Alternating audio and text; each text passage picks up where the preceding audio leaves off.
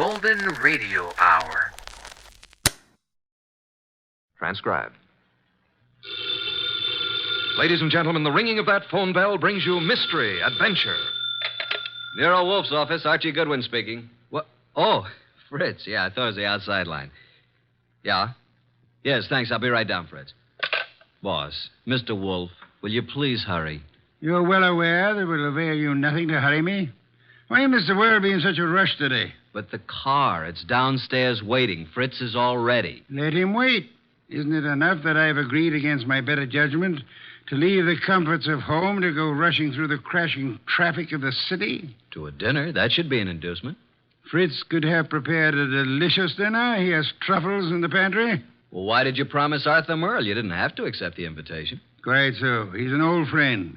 Besides, he does set an excellent table. It's just that I don't like the traffic. Traffic? I know why. It's that awful oxygen in the atmosphere outside. It's not the traffic. Archie, you're talking much too much. I know, boss. I'm impatient. Would you mind giving me some slight indication that you intend to move from that chair? Just as soon as I finish this beer. Sure you wouldn't care for half a dozen sandwiches before we go to dinner? If we were going anywhere other than to Arthur Merle's, I'd agree with you. He's the only person in the world I know of, except myself, of course, who has a proper appreciation and respect for the art of preparing good food.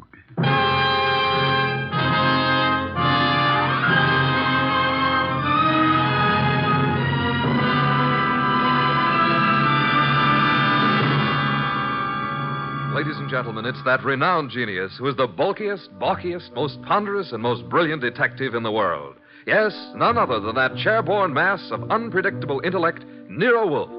Created by Rex Stout and brought to you in a new series of adventures over this NBC network in the person of Mr. Sidney Greenstreet.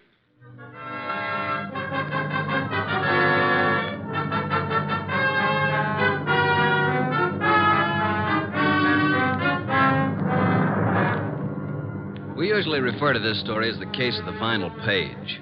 Under normal circumstances, the last page of a manuscript would be absolutely worthless unless you read all the preceding pages. But in this instance, the final page held the answer to a murder. Without that page, we couldn't arrive at the solution. Actually, we didn't even know the problem. Anyhow, I finally got Nero Wolfe to the lobby of Arthur Merle's apartment building. Going up. Up, please. Are you going up, gentlemen? Are you, honey? Certainly. It's my job. Then so are we. After you, boss. When did they install women elevator operators in this building? I've been here for 2 years. Floor, please. Arthur Merle's apartment, I believe it's 814. That's right. Are you Mr. Wolfe? No, this is Mr. Wolfe. I'm Archie Goodwin. Although the name Wolfe would be much more appropriate for him than for me. How did you know he was Mr. Wolfe? Mr. Merle came in half an hour ago. He mentioned that he was expecting you. You see, Archie, you rushed me unnecessarily. We practically preceded him here, and we'll probably have to wait interminably for dinner. I just hate to be late. Arthur Merle has never been on time in his life. He's no more punctual than any other writer. He's never been known to meet a deadline on time. This is your floor, gentlemen. Arthur Merle is just down the hall to the right, 814. Thank you. And by the way, I want to compliment you on your congenial attitude, miss. I'll speak to the management. Oh, thank you, sir. Decent of you. What's your name, huh? Women are usurping everything. Really costs to live here. Merle's really in the chips. Every book he writes sells 1 million copies. Remember the last time we had dinner with Arthur Merle? I do. Delicious. Mountain quail. Shot them himself. Yeah, he's quite a marksman. Archie, such proficiency as Arthur Merle displayed in hunting is evidence of a wasted life. Sure, he probably never made over $500,000 a year in his whole life. Well, ring again. Don't just stand there. Surely he's expecting us. The elevator operator said he was? Yeah, she seemed quite well informed. If I were a judge of women, which I'm not, I'd say she has a line on every male in the building. She can get a line on me anytime she wants. Archie, your insatiable interest in the female seems sometimes to border on the psychopathic. You know a more pleasant way to go crazy? Phooey. It's strange there's a light on in there. I can see it under the door. Shall I try the door? Do so, Archie. Thank you. Unlocked. Well, at least we can get in. He may be in the bedroom. Probably in the kitchen. I'll just sit here. I must forgo the comforts of my own home I certainly intend to avail myself of the comforts of Arthur Merle's. Very much over-decorated. You wouldn't like heaven unless they had orchids and beer. Not a chair in the place worthy of the name. Well, I'll try that divan while you have a look around. For what? Arthur Merle, of course. Suppose you have a look in the study. Maybe writing. Have a look, my boy. I'm exhausted and thirsty. See if he has any... Boss! Good heavens, Archie, don't shout. I'm coming. It's Arthur Merle. Look, slumped over his desk, a knife in his back. Yeah, he's quite dead.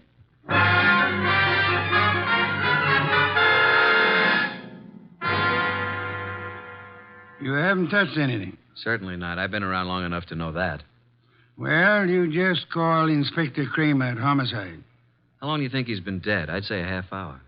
From all appearances, yes. And perhaps only 10 minutes. I can't understand it. Why would anyone want to kill Arthur Merle? Everybody liked him. Last man I'd expect such a thing to happen to. The answer is probably a considerable distance from the question, Archie. Inspector Kramer, homicide. Archie Goodwin, Inspector. Just a minute. Nero Wolfe wants to speak to you. Oh, no. Don't tell me you two have stirred up something on a night like this. It's 10 below zero. I'm sorry. Here you are, boss. Hello, Inspector. Yes? What is it this time, Wolf? Find a dead body under Grant's tomb? I'm sorry you'll forgive any apparent failure to find humor in your little witticism. But I'm at Arthur Merle's apartment. I suggest you come here at once. Seems that Arthur finally met a deadline.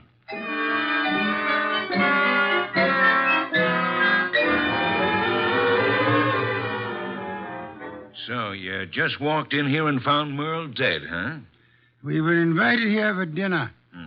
Anyone else around when you got here? No? You see anyone, Goodwin? Only the elevator operator who brought us up. Well, Mr. Wolfe, since you were in on the ground floor, maybe you've got some ideas. Sorry, Inspector. Had I been able to solve the crime so soon, I would have advised you, Inspector. Yeah. Well, it's obviously murder. Obviously. You knew him well? Quite well.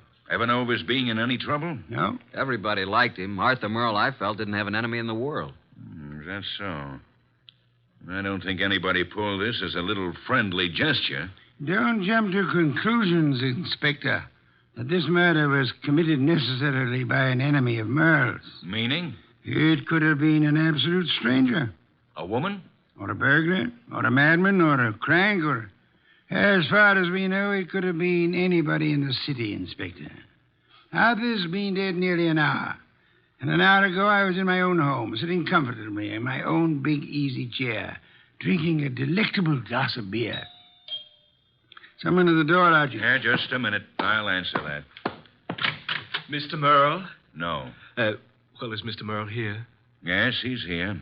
But he's not seeing anyone. Well, he's expecting me. I'm from the Serve Right Catering Company. We're ready to serve for 4 here tonight. The dinner has been canceled. Oh, but it's been ordered. Breast of guinea hen, cooked in wine and cloves. Delicious. It's prepared and waiting. I'm afraid that I must insist on seeing Mr. Merle. Mr. Merle has been murdered. Well, I'm afraid I must... Murdered? Well, oh, my goodness, but... Well, in that case, Yes, good evening. Don't you think you might have taken a bit more time with the fellow, Inspector? Why? You might at least have let him serve the dinner. Guinea hen, wine, and cloves sounded positively delectably... Look, I've had dinner. I'm afraid you're too busy, Inspector. So busy that you've just passed up an extremely interesting bit of information. What are you talking about, Wolf? He said he was to serve dinner for 4. Well? Arthur Merle, Archie, and myself are only 3. Well, who else was supposed to be here? A 4th guest who either hasn't arrived yet or who arrived earlier and left.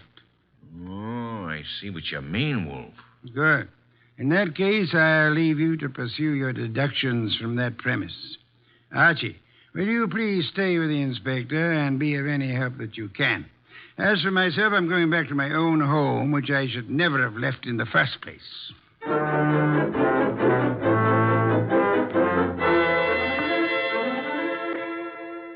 Okay, that finishes the apartment search, Goodwin. And what have we? Nothing. except that Merle had over $300 in his pocket, and he was wearing a ring worth a couple of thousand, so it couldn't have been robbery. And I don't think it was premeditated murder. Why not? The weapon. Obviously, if someone had planned on killing Merle, he'd have prepared it better. Used a better weapon than a blunt paper knife. No, as I see it, someone was here before you and Wolfe arrived, and for some reason that person found it necessary to kill Merle, and he did it on the spur of the moment. I'm listening. Well, it's obvious. Merle was slumped over his typewriter. This sheet of paper was in it. He'd been working. May I see it? Yeah. Starbreaker. Strange title. Page 189. He was getting well along with his latest mystery. Apparently. Gregory Thorne slipped the paper into his pocket. It was just an ordinary piece of paper, but Gregory knew its value. Used properly, as Greg knew how to use it, it would be worth $100,000. He walked away briskly, and as he... That's all. Yeah, that's all. Must have been writing. No, I'd like to read the rest of it. We didn't find any more of it. Any other ideas? No, at the moment we seem to be right where the murderer himself left off. Oh, what is this, open house? Sorry to be so...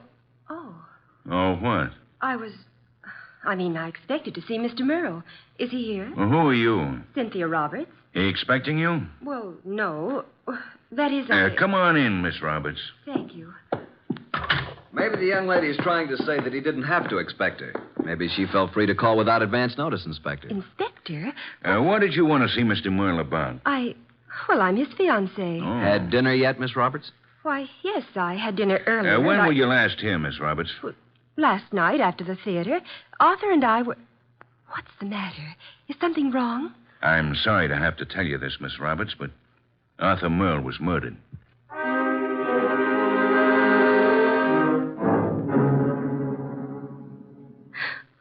And you say you hadn't talked to Mr. Merle all evening. Is that right, Miss Roberts? Yes, that's right. You didn't have a date with him tonight? Oh, no. Then why did you come here? I told you we were engaged. I just came by, that's all. I see. Any more questions, Inspector? None for the present. How about you, Goodwin? Nope.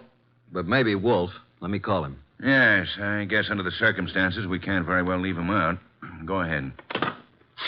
Oh, Arthur, I just can't believe it. Why would anyone want to kill him? That, Miss Roberts, is a question we'd all like to know the answer to. Nero Wolfe speaking. Archie, boss, I'm still at Merle's. We haven't found out anything new except that Arthur's fiancée dropped in a few minutes ago. Did she know anything of interest? I don't think so. What does the inspector plan to do about it? Just a minute. He wants to know what you're going to do with her. Well, hold her, of course. He's going to hold her. Let me speak to him. Okay. He wants to talk to you, Inspector. All right. Hello. Inspector, I suggest you let the young lady go. Are you crazy? I haven't got enough suspects in this deal to be letting the hottest one go free. You can't consider her suspect simply because she knew Arthur. Now, see here, Wolfe. If you go around arresting people at random, you'll suddenly be tipping your hand to the real murderer, admitting that you don't have a real clue to go on. And just what do you suggest? Find a motive, Inspector, find a motive. Then, if you stumble on a suspect, you'll have some basis for making an arrest. At the moment, I suggest that you let the girl go and tell Archie to stop wasting his time down there and come home at once.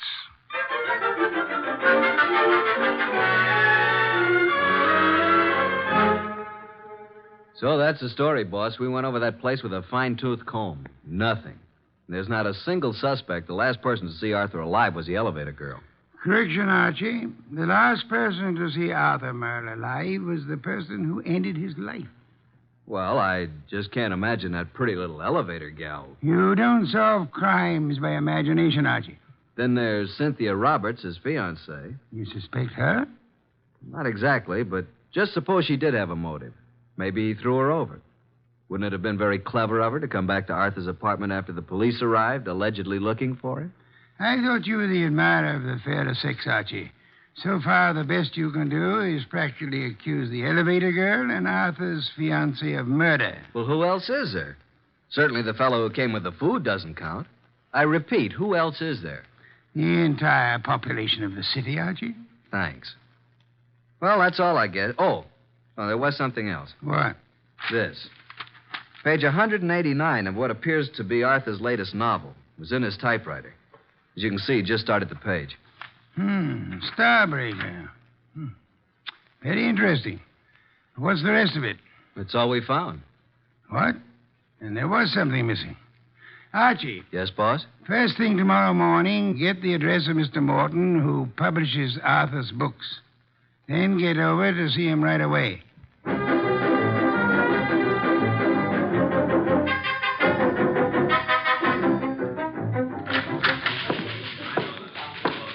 Yes, may I help you? I'd like to see Mr. Morton. Did you have an appointment? Tell him I'm from Homicide.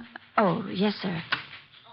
Yes? Mr. Morton, I know you have someone with you, but there's a gentleman here from the Homicide Bureau. He wants to see you. Tell him I work for Nero, Wolfe. My name's Goodwin. His name is Goodwin. Send him in. Yes, thank you. You may go right in, sir. The large door to your right. Thanks. Come in, Mr. Goodwin. Come in. I understand you're from Homicide. Not exactly. I'm Nero Wolfe's assistant. We're working with Inspector Kramer. And what can I do for you? You've heard about Arthur Merle. Yes, I received the word when I came in this morning. It was a great shock. Oh, excuse me, Mr. Goodwin. This gentleman is Henry Childs. How do you do, Mr. Childs? Glad to meet you, Mr. Goodwin. You're with Nero Wolfe? I'm his assistant, Man Friday. Mr. Childs is a publicity agent. He handled all publicity for Arthur Merle. I've not only lost an excellent client, but a very good friend. Did you know Mr. Merle? Yes, I'd met him a number of times with Mr. Wolfe. Yes, indeed. Arthur Merle was a great writer and a fine citizen. He'll be missed by millions. Mr. Goodwin, when was the murder discovered? Last night, shortly before dinner. Well, what did the police, what do you think the motive was? Don't know as yet, Mr. Childs. A little early for that.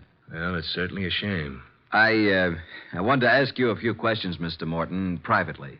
I hope you don't mind, Mr. Childs. Oh, no, not at all. I was about to leave. I'll run along now, Mr. Morton. See you again soon, Mr. Childs. Good morning, gentlemen. Well, Mr. Goodwin, You did a lot of business with Mr. Merle, Mr. Morton? I published every one of his novels for the past 8 years. And you intended to publish his new one, the one he was working on? Yes, we had a contract. The usual agreement between you. Naturally, although I didn't know the story, I was always sure that if Arthur wrote it, it was good. Mr. Merle's name on a novel was a guarantee that it would sell 1 million copies. You don't know what this last one was about? Haven't the faintest idea. We relied completely on Arthur's judgment. Not even any carbon copies, huh? Not that I know of. Why? When Mr. Merle was killed, the only thing missing from his apartment was the novel. The novel? The first 188 pages, all we found of it were a few lines of page 189 in his typewriter. He must have been working on it when the murderer stabbed him. The rest of it's gone. You mean, Goodwin, the novel's gone? Oh, this will cost me $1 million. Well, it cost Arthur Merle his life. Arthur Merle dead and his novel gone. I can hardly believe it. Well, thank you, Mr. Morton. Oh, I hope I've been of some help, although I'm don't sorry quite see. you haven't. But we may call on you again. Before it's over, you may be a great help.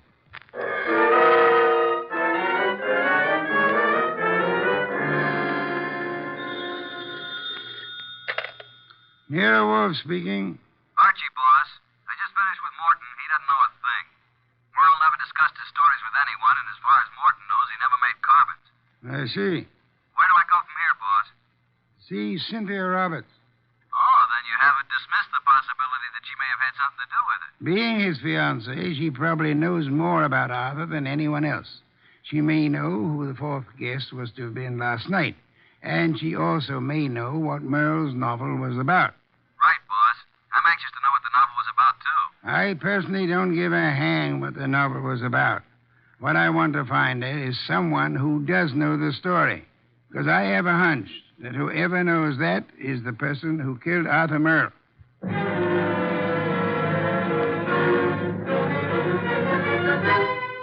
Miss Roberts, I know you want to help us find out who killed Arthur. Oh, yes, of course. I'll do anything. Nero Wolfe and I were invited to have dinner with Arthur Merle last night. Well, I knew he was having friends in for dinner, but I didn't know who they were. Oh, I'm sorry. I hoped you'd know whom he invited. No, he didn't tell me. Miss Roberts, we have reason to believe that there was to have been a fourth person there last night. A fourth? The caterer came to deliver dinner for 4. Now, the fourth party never did show up, or else came earlier and left after Arthur was killed. You mean someone Arthur invited to dinner might have killed him? Maybe. Oh, there's no one that I can think of who bore any ill will toward Arthur. We're convinced that this was done on the spur of the moment. Unpremeditated murder. Arthur Merle suddenly became a threat to someone. Now we've got to find out what the threat was and who was threatened. We'd hoped you could help. I'm sorry. Did he ever discuss his new novel with you? Oh, no, he never talked about his stories until he'd finished them. So his latest mystery contains the answer to an even greater mystery. Unless we find the first, they'll both go unanswered.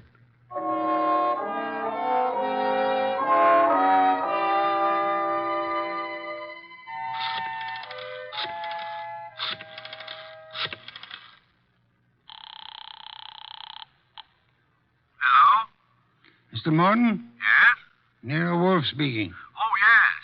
Your man Goodwin was here to see me. I presume you are interested in seeing Merle's murderer brought to justice? Certainly. Arthur was a close friend of mine. And his death cost you a bestseller, I know. Now, would you be willing to help a bit?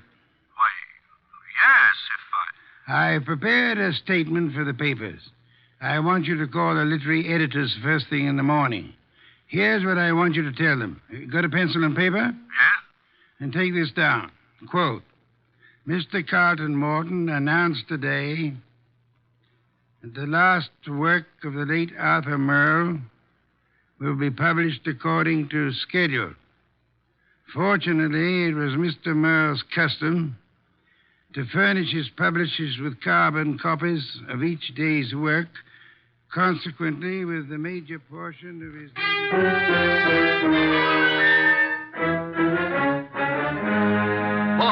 Boss! Good heaven, Archie. Please don't be so loud. Look here. In this morning's paper, why, that rat, he lied to me. That... What on earth are you talking about? That publisher, Morton, he said he didn't have copies of Merle's manuscript, that he didn't know what it was about. And listen to this. Mr. Carlton Morton announced today that the last work of the late Arthur Merle will be published according to schedule. Fortunately, it was Mr. Merle's custom to furnish his publisher with carbon copies of each day's work. Consequently, with a major portion of his latest work, Starbreaker, in the hands of his publisher, together with a complete synopsis, including the denouement, it will be possible for a ghostwriter to complete the novel. It will be published posthumously and proceeds with...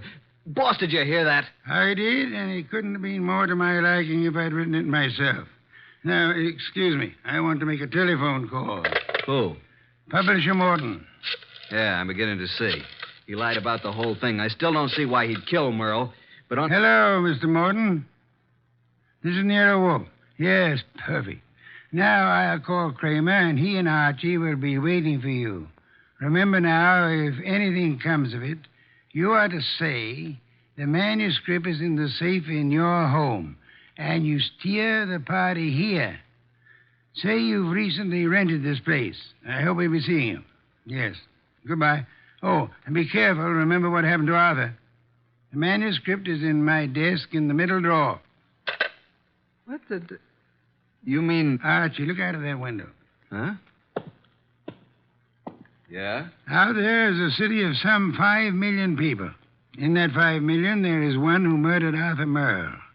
Now, we don't know who it is, so we can't go out and put a finger on him. But, Archie, since we can't go to him, we have only one other choice: make him come to us.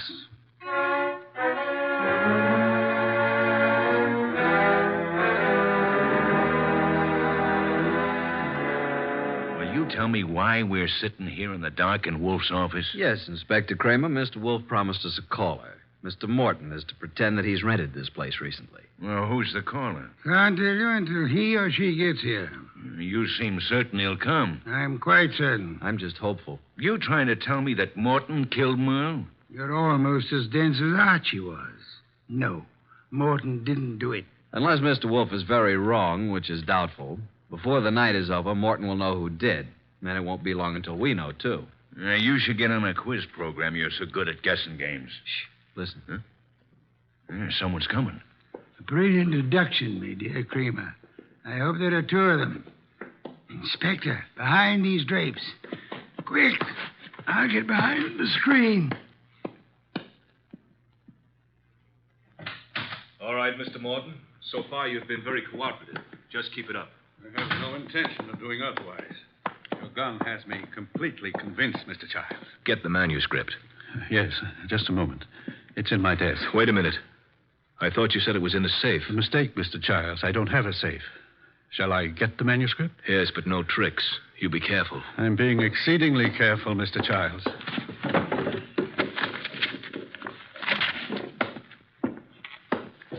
There you are. Starbreaker by Arthur Merle. Yes, this is it. Thank you, Mr. Morton. Now, I trust that's all you want of me. I'm sorry. I wish that were true.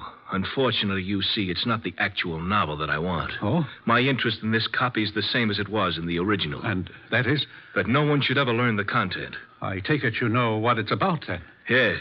You see, Mr. Merle made the mistake of telling me when I called a bit early at his apartment for dinner last evening. I was forced to deprive him of his life once I learned the storyline of this novel. This story must be kept secret. Why? Most of you people in the publishing business know me as a public relations and publicity agent for several prominent writers. Yes? Actually, I've been as successful as I might in this business because a few years ago I stumbled onto a very neat and foolproof method of blackmail. Unfortunately, Arthur Merle thought of the same thing and based this story on it. If it got out, I'd be exposed and sent to prison. So you can see why I had to stop it, why I had to kill Arthur, and why now I'll have to kill you, too. Oh, Giles, for heaven's sake. The contents of these pages condemn me. You know what's in them. Further, I've confessed to murder to you. You don't think I could let you live after that, do you? Giles, you're insane. I'm sorry that I must repay you for your trouble in such an ungrateful manner. I'm sorry to do this to you, Giles, but I can't... Giles, please, enough! Sorry, Mr. Childs. There wasn't time to ask you to drop the gun. All right, Mr. Childs, get your hands up and stay where you are. Nice going, Mr. Morton. Who are you? That took courage, Mr. Morton. Sorry we had to wait so long, but we had to make Mr. Childs here convict himself. Convict? What do you mean? We've been waiting here for you, behind the drapes all the time. We heard every word. Mr. Childs, you're under arrest. Police? Yes, Mr. Childs. Only one person could have been so anxious over a copy of that novel. That's the person who killed Arthur Merle for the original. And we heard you confess to that. And that's all we need to convict you. We didn't have any proof until we set it up for you to make a second try to cover up for the first. Fortunately, the setup worked. Setup? Take a look at the rest of the manuscript, Mr. Childs. What? Oh, the front page is there, all right, but look at the rest. Why, they're blank. They're just blank pages. You didn't have a copy at all. No, but we certainly got a murderer. Eh, Inspector? Childs! Childs! Stop, Childs! Stop! Well, that's one way to avoid standing trial.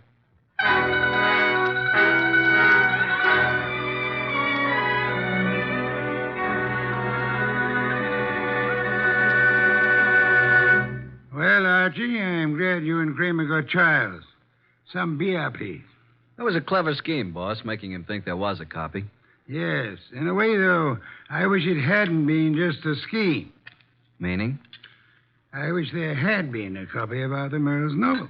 Why? You never read detective stories. No, but I've drummed up so much curiosity over this one, I'd like to know exactly what that blackmail gimmick really was. Good night, Archie.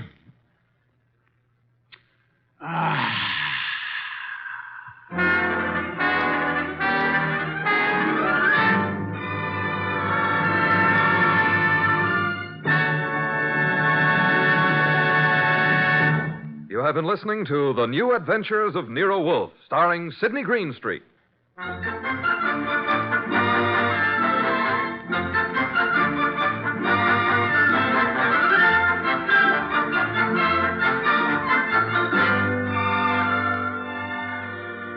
Tonight's transcribed story by Don Arthur was based on the characters created by Rex Stout. This is an Edwin Fadiman production and is directed by J. Donald Wilson. In the cast were Harry Bartell as Archie Goodwin, and Evelyn Eaton, Peter Leeds, Lucille Alex, Marna Keneally, Herb Butterfield, and Bill Johnstone. Next week at this same time, Nero Wolfe and Archie will bring you The Case of the Telltale Ribbon. Don Stanley speaking. 3 chimes mean good times on NBC. There's excitement for you Sunday when talented servicemen compete on The Phil Regan Show.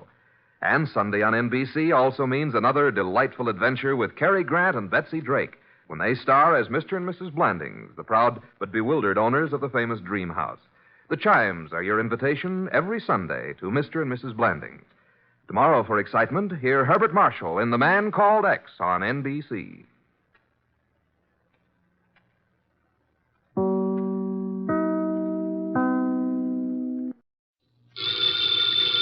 Ladies and gentlemen, the ringing of that phone bell brings you mystery, adventure. Nero Wolfe's office, Archie Goodwin speaking. What? Who? Who is this? Who wants to speak to Mr. Wolfe? Nobody. Nobody? I said that. Hang up. It's late and it's too cold. And even if it weren't, I would not consider for one moment moving from this room. Please, Mr. Wolfe, I can't hear a thing this old gentleman's saying. Does it matter? You heard what I said? No. Now, what did you say? You were late because she was killed. Who was killed? I can't hear you. What is it about, Archie? He says he was due here an hour ago, but she was killed. Who was killed? What does he want? Do you want us to solve the crime? I say, do you want us to find out who killed her? Oh. He says he knows who did it, but he has an important message for you. Well, then come right over. We'll be waiting, Mr. Jenkins. Archie, why do you insist on taking every silly little case? Because, boss, we need to recover for March 15th.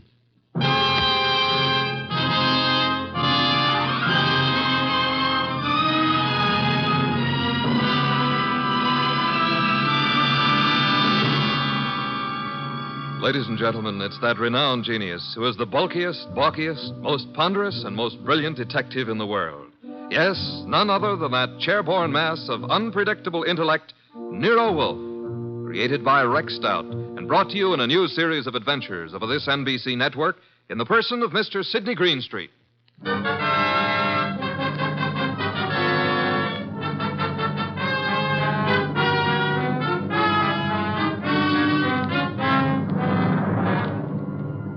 This case I like to refer to as the case of the Telltale Ribbon. Perhaps a better title would be Wolfe Goes A-Hunting. For in a way, this was one of those unusual instances in which my boss, of his own free will and without any coercion, actually decided to leave the house and go to the scene of the crime. It started when the strange old gentleman who phoned us finally arrived. Well, there's our client, Mr. Wolfe. Evening. It's me. Who's me? Oh, I just phoned you. I'm Jenkins. I got a dispatch for Nero Wolfe. Oh, you're Jenkins. Well, come in. Mr. Wolfe, this is Mr. Jenkins. Says he has a dispatch for you. Yep. Yeah. Are you Wolfe? I am. Where is the dispatch from? Don't know. You don't know? How come? Oh, I know, but I'm supposed to say I don't. See? That's my job. What is? Just to say I don't know. What about the murder? Yeah, who was killed? Oh, my goodness. It was a terrible thing. We were just crossing the turnpike, and this fella come at us out of nowhere. The killer? Yeah. Must have been drunk, I guess.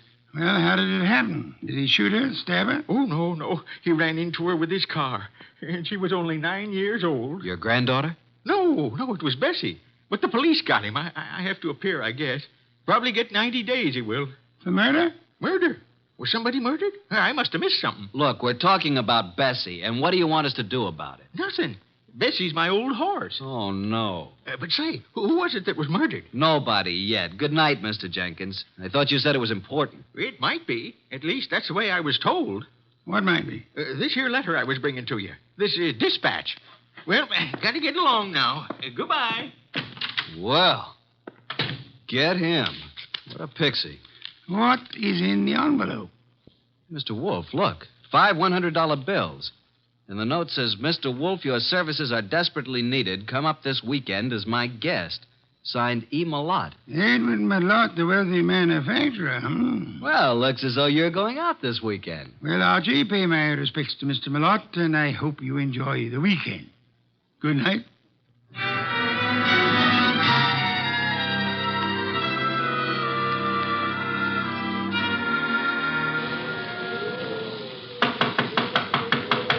Something's certainly phony about this. There's no party going on here tonight. Yes? What is it? Is this the Malott place? It is. What do you want? My name's Goodwin. I'm a guest of Mr. Malott's. A guest? Yes, he invited me down for the weekend. Weekend? Oh. Well, you better step in, please, Mr. Goodwin. Quite a bolt you've got on that door. Yes, isn't it? Just sit down there, please. I'll get Mr. Malott. He's in the library. Oh, here he is. This is Mr. Goodwin, sir. Says he's come down for the weekend. Mr. Goodwin, good evening. You've come for the weekend, you say? Well, yes, wasn't that the idea, Mr. Malott? Well, I don't understand, Mr. Goodwin. Didn't you send me this note asking me to come here? Note? I did not. Oh, well, this is my personal note stationery, but I don't recall sending this. I didn't even type it. And I'm in the habit of signing my name with a pen, not with a typewriter. E. Malott. You're certainly Edward Malott. Yes. Services are desperately needed. What does this mean? What services? Who are you, Mr. Goodwin? Are you serious? I'm a private investigator. I'm Nero Wolfe's assistant. Oh, indeed. Nero Wolfe, eh? I know of him, yes, indeed. And you really don't know anything about this note? I do not. Are you having a weekend party here? I most certainly am not. Then who sent this? And there were 5 $100 bills as a retainer. I haven't the slightest idea. Oh, Dorothy. Yes? Will you step in here, please? Miss Davis is my private secretary.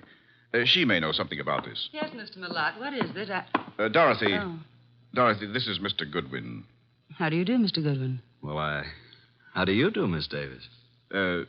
Yes. Well, Mr. Goodwin is assistant to Nero Wolfe. You don't say. Nero Wolfe, the detective?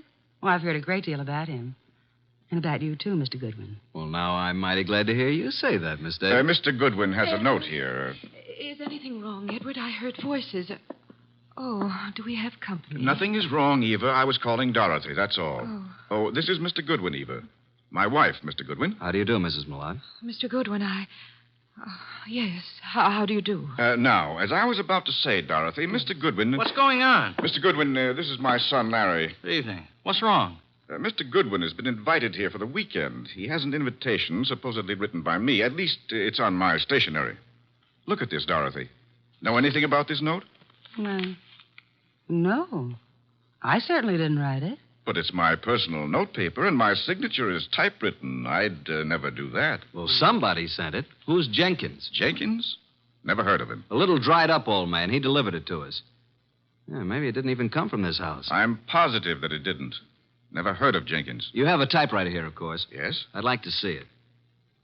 Certainly, Mr. Goodwin, in the library. How far have you come, Mr. Goodwin? From New York, Manhattan. Oh, and it's such a dreadful night, too. Yes. And it is rather late. Late? It's only 7:30. Why not stay here for the night? Plenty of room? Yes, Mr. Goodwin, plenty of room. Well, I don't really think that's necessary. On the other hand, it would be a tough drive back to the city in this storm. I'll accept your hospitality, Mr. Millard. Very good. Oh, Jeffries, show Mr. Goodwin to the East Wing. And take care of his car. Yes, sir. Good night, Mr. Goodwin. You mean you're all going to retire now? I haven't even had my dinner. We retire very early here. But Jeffries will prepare anything you want. Good night.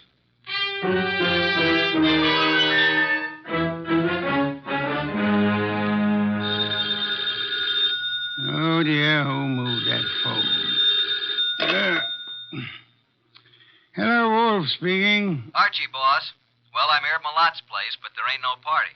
What happened? Are you in the right house? I'm afraid I am. They've all gone to bed. Weird bunch. His wife, who looks very sickly and I think wants to say something to me alone, and Larry the son, and Malot's secretary, Dorothy Davis. She has me bothered a bit. How unusual, especially if she's pretty. A beauty. But she seems to know all about me. You'd better come home, Archie. I can see you're in no condition to handle this case properly. Give them the money back. Oh, I forgot to tell you. They don't want me here. Malot didn't send the note. No one here knows anything about it, so we can keep the dough. Interesting indeed. The circumstances would indicate that you should stay there and wait for it to happen. For what to happen? For whatever it is the fates have conspired to have happen there while your shining little ego is in the midst of it. Bye.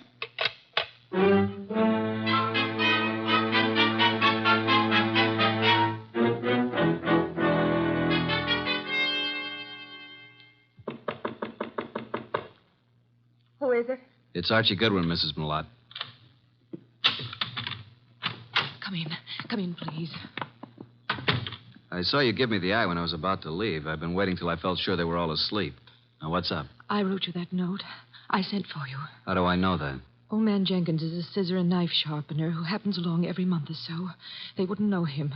I put 5 $100 bills in the envelope. Okay, why? My life is in danger. I've been threatened. I received 3 notes through the mail. They were all postmarked in New York City. Did I see them? Here they are. All typewritten. The first one reads, "There is no love for you in Grey Gables." The second, "Why stay on in the face of death?" And the third, "The time is shorter than you think."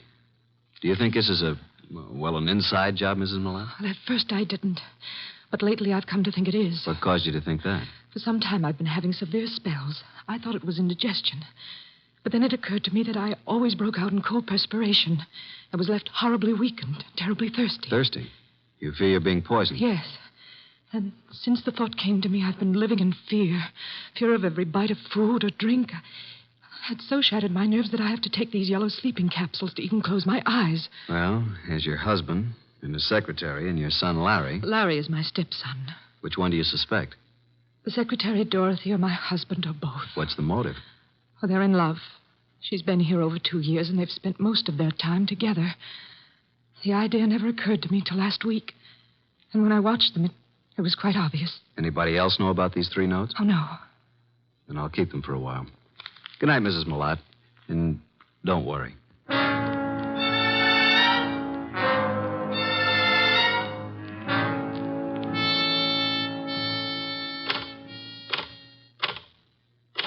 What are you doing, Mr. Goodwin, snooping around in Father's library? Well, Larry, I was just trying to find out if this Remington was the machine you used to type those notes.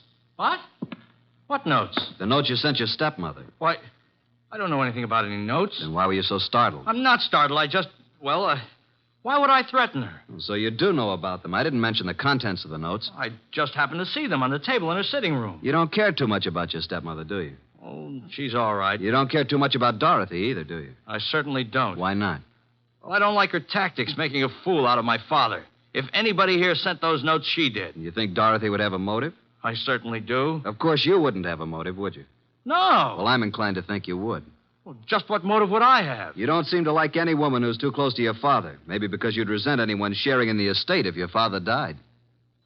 If I were you, Mr. Goodwin, I'd leave. Tonight. And the sooner the better. Good night.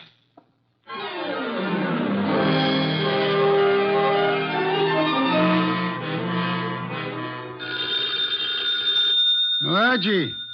Archie. Oh, confounded boy. Yes, Archie? You have the wrong number. This is Sherlock Holmes speaking. Why don't you go to bed like the others? You don't have to push it. It'll happen. Eva Malott thinks she's being slowly poisoned. Suspects her husband and his secretary. She could be right. What are the symptoms she suffers? Gastric disturbances, weakness, thirst. Indeed. What about the son? Have any ideas? He doesn't like his stepmother and is decidedly against his father's secretary, Dorothy. He knew all about the notes Mrs. Malott had received, saw them on her dressing table. He believes Dorothy's the culprit. Then I should say that Dorothy should be the next on your list. You can say that again. Be careful, Archie. Use your head this time. Incidentally, Larry advised me to leave the place tonight. Bit of a threat it was, too. What shall I do, Mr. Anthony? Do nothing. The trouble will come to you. Bye.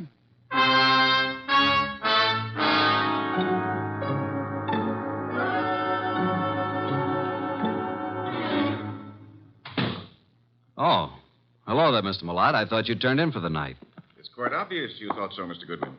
What are you doing in the library? Why, just looking for something to read. You'll find the books all around the walls, not on my desk. Well, I was looking for a particular kind of book. I'm very much interested in poisons. Poisons? Yeah, a hobby of mine. You happen to have any books on toxicology? I do not. And what's that book on the 4th shelf right beside you? Why, toxico... Where did that come from? Never saw it before. Perhaps it was in that assorted collection I bought a couple of weeks ago. I hadn't noticed it. Larry probably put them on the shelves. Mr. Malott, how long have you known Dorothy, your secretary? A little over 2 years. Did it ever occur to you that she might be, well, infatuated, in love with you? What? Well, of all the... Now, see here. I don't know what you're up to, and I don't know how you got hold of my stationery to write that fake note. It isn't a fake note, Malott. I'm only trying to find out what's back of it. Mr. Goodwin, there is nothing going on here that requires the services of a detective, and Dorothy is not in love with me. I didn't say she was. I asked you if you thought she might be. Well, since this conversation seems to concern me, I suppose I am at liberty to come in. Oh, you're still up too, Miss Davis. Did you hear what this man said, Dorothy? Yes, I did, Mr. Malott. And I'd like to have a few words alone with Mr. Goodwin, if you don't mind. Mr. Goodwin, would you mind coming with me for a few minutes? No, not at all. And, well, it's rather late, Mr. Malott. Don't you think you should retire? It's a heavy day tomorrow. Well, yes. Yes, I suppose I should. And please, don't let this upset you. Mr. Goodwin has been misinformed. I'll straighten him out. Come on, Mr. Goodwin. The bar is right across the hall. I'll fix you a nice, soothing drink. That'll be nice. Well, now, what would you like, Mr. Goodwin? In the way of drinks? Oh, well, some 7-Up. Really? Well, just sit down over there. Okay, what do you want to talk about? Well, where did you get the idea that I was in love with Mr. Malott? First, suppose you tell me if you are in love with him. Yes, I am.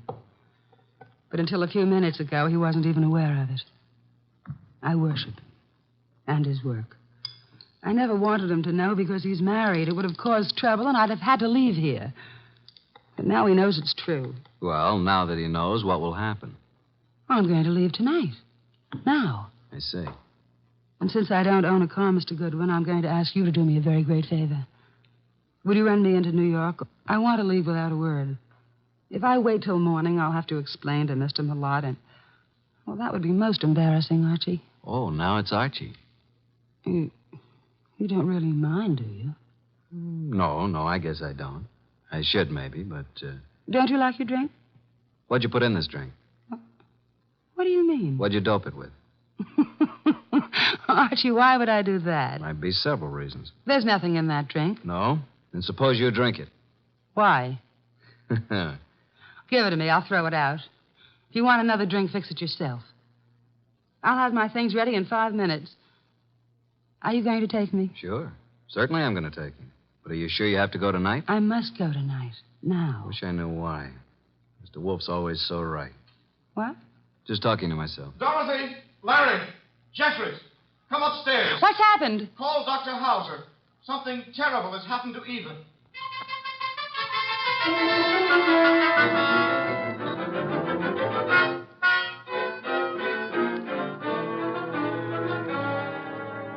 Well, Dr. Hauser? Ah, poor Mrs. Millot. No, there's nothing to be done now. It's all over. Eva. You'd better lie down, Mr. Millot. I'll phone and take care of everything. I'll be here if you need me. I have to make out the certificate. Yes, come along, Mr. Millot. Just a minute. You too, Larry. I don't want to make this any more unpleasant for you, but, Doctor, just what are you going to put on the certificate as the cause of death? Acute gastritis. Is that what you've been treating her for?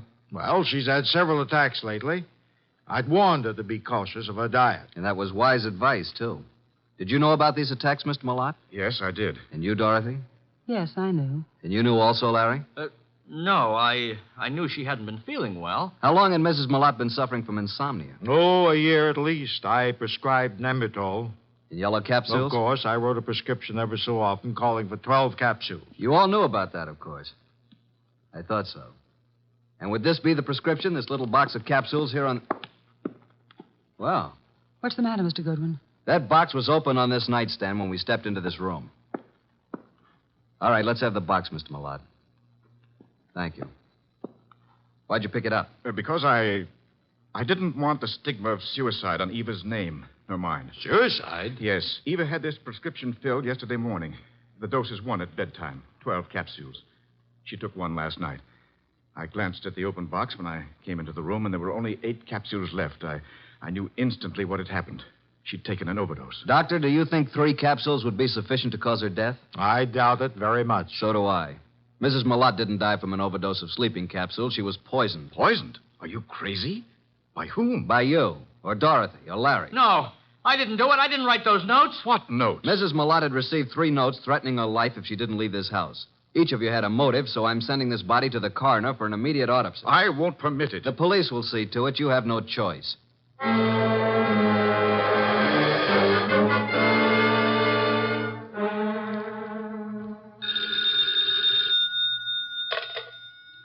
Yes, Archie. What now? Do you know who did it? How do you know anything's happened? Let us call it extrasensory perception. Well, Mrs. Millot was right. She's dead. Her doctor knew nothing about the spell she was having as being caused by anything but indigestion. How about an autopsy? It's all in the works. Looks like a metallic poison, all the symptoms. Oh? Did you search the house carefully for such a poison? I did. And I'll check the drugstores in the morning. Somebody in that household purchased some poison. Let me know when the autopsy report is in. Right. Let's see now. We have Mr. Millot, Dorothy Davis, and Larry the son. He's Mr. Millot's son, but not the child of Eva Millot, remember? Yes. Is it true that Dorothy is in love with Millot? Yeah. Dorothy admitted it to me, but claimed Millot wasn't aware of it until tonight. And earlier this evening, Dorothy tried her best to get me out of the house, insisted that I drive her into town. She tried to give me a drink, which I think might have contained knockout drops. You don't say. Archie, I should have Fritz drive me up to the Millot place at once. Archie, are you there? No, boss. I just fainted.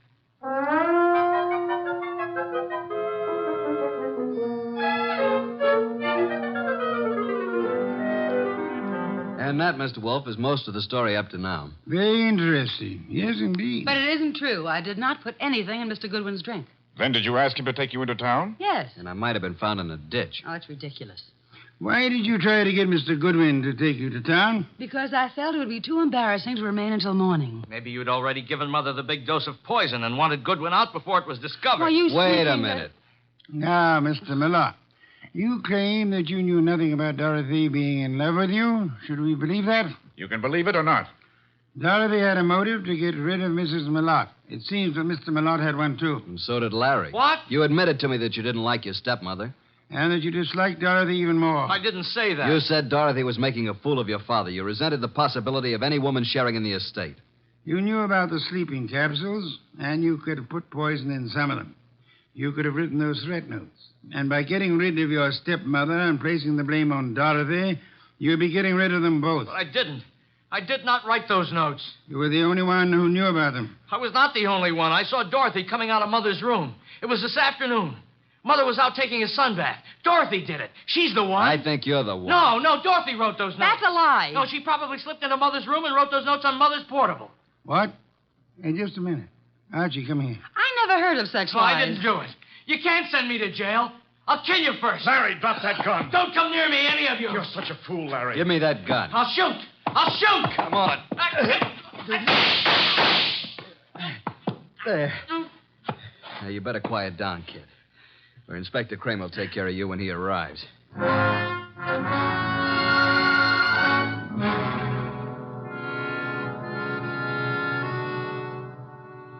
Well, Mr. Wolfe, what goes on here? Where's Goodwin? I sent him upstairs, Inspector Kramer, upstairs to Mrs. Malotte's room to check on something. Here he is. Yeah? What have you been doing, Goodwin? This, Inspector, is the pièce de résistance. This is what Mr. Wolfe has been waiting for. This little black box contains a typewriter, a portable noiseless Remington.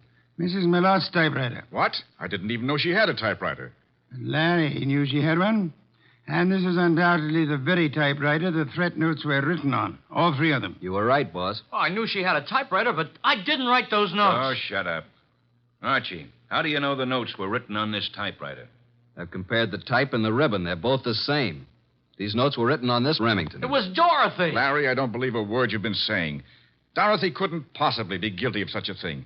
If anyone is guilty, you yourself certainly have all the earmarks. Everybody's against me, even my own father. But I'm innocent, I tell you. Let me get it. I think I know who it is. Hello? Yeah, just a second. You better take it, boss. Wolf. Oh, yes, go ahead. Let's have it. Yes? He's here, but he won't mind. Yes? I see. Uh-huh. You just finished? Oh. Good. Right. Bye. Was it the coroner? The coroner, reporting that poison was found in the sleeping capsules. And the body. Did they find poison? They did. You're right again, boss. I'm going up to Mrs. Malotte's room for a while. I want you to come along with me.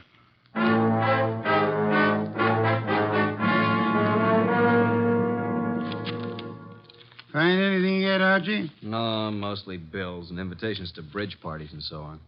Ah. You find something, boss? Yes and no. This pocketbook detective story. What about it? I was just flipping through the pages, and I find this corner turned down. Well. What is it? Look and read. Why stay on in the face of death? Interesting. The very words used in one of the notes. Give me the book. Of course, this doesn't prove a thing either, but it does confirm what I was... Oh. What now? This cinches it. Get them all up here, Archie. Tell Kramer to bring them all to the bedroom. Well,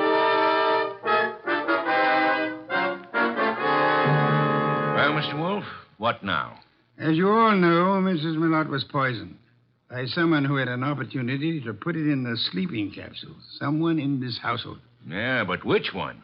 The kid? I never bought any poison in my life. Be quiet, will you? No, Inspector, it wasn't Larry. And I suppose you think I put the rest of that rat poison in your drink, Mr. Goodwin. No, Dorothy, it wasn't you. But how did you know it was rat poison? I didn't. I just guessed. I can think, too. Then if it wasn't Dorothy or Larry, you must mean me. No, Mr. Lott? No, wait a minute. It had to be somebody. Yes. This is going to be painful for you, Mr. Mallott. Well, you mean that Mrs. Mallott did commit suicide? It was more than suicide. It was suicide with an attempt to have both you and Dorothy convicted of murder. She planted things? She did? I can't believe it. Show him the pocketbook, mystery. Here's the proof. Some of the threat notes were lifted bodily from this novel. But look on the back cover. Isn't that Mrs. Malot's handwriting? Yes, and this is the other note, the one to you, Mr. Wolfe, composed in pencil before she typed it out on her machine. Then, Wolfe, the note you received was the same typing as the threat notes. See for yourself, Inspector. Then why the dickens didn't Archie compare them right away? Just one of those things, Inspector. There are times when even a good detective is a bit on the, shall we say, dull side. Don't you find it often true, Inspector?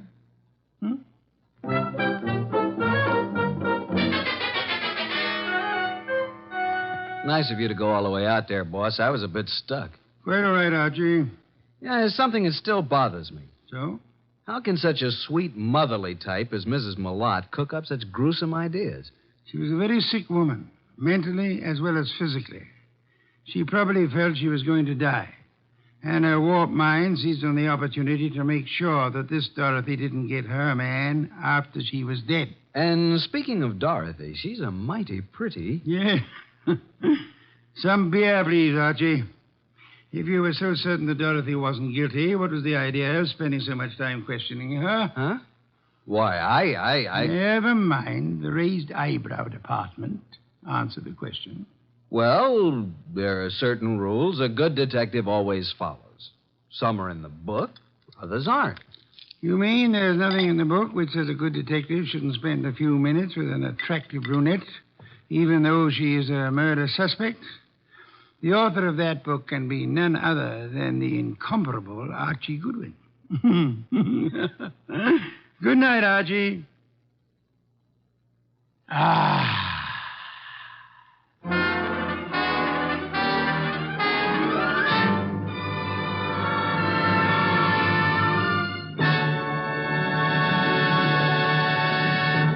You have been listening to The New Adventures of Nero Wolfe, starring Sidney Greenstreet.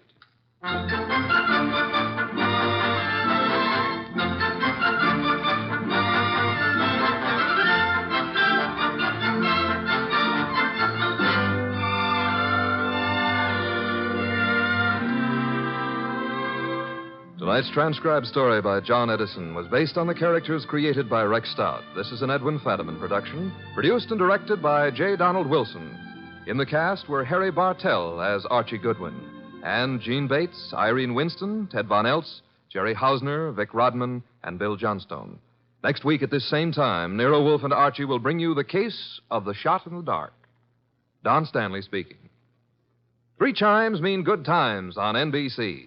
There's music in the air tomorrow evening, music and fun, brought to you by Dennis Day, Judy Canova, and Grand Ole Opry. Charming and boyish Dennis gets himself tangled in another bewildering situation, while Judy Canova gets together with her comedy pals for some mountain-style goings-on. And Saturday also means a kilocycle trip to Nashville for Grand Ole Opry. Friday's fun includes Sam Spade and, of course, the magnificent Montague on NBC.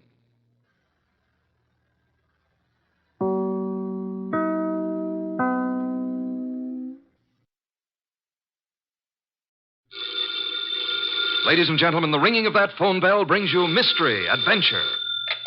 Nero Wolfe's office, Archie Goodwin speaking. Just a moment, please. Hey, boss, Mr. Tom Wilcox wants an appointment. How about 1 o'clock? Archie, no appointments today. I intend to pot some dendrobium offsets. 1 o'clock will be fine, Mr. Wilcox. See the Tom Wilcox who was acquitted yesterday of the murder of that singer, Keith Hansen? Mr. Wilcox, are you the Tom Wilcox who... Oh, you are. I see. What does he want with me? Mr. Wilcox, why do you seek Mr. Wolfe's services? I see.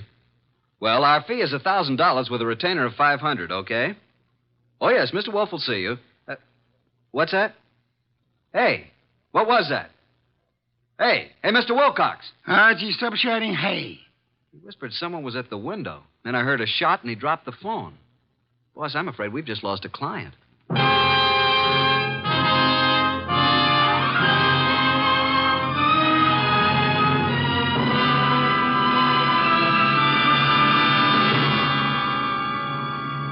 Ladies and gentlemen, it's that renowned genius who is the bulkiest, most ponderous, and most brilliant detective in the world. Yes, none other than that chairborne mass of unpredictable intellect, Nero Wolfe, created by Rex Stout and brought to you in a new series of adventures over this NBC network in the person of Mr. Sidney Greenstreet.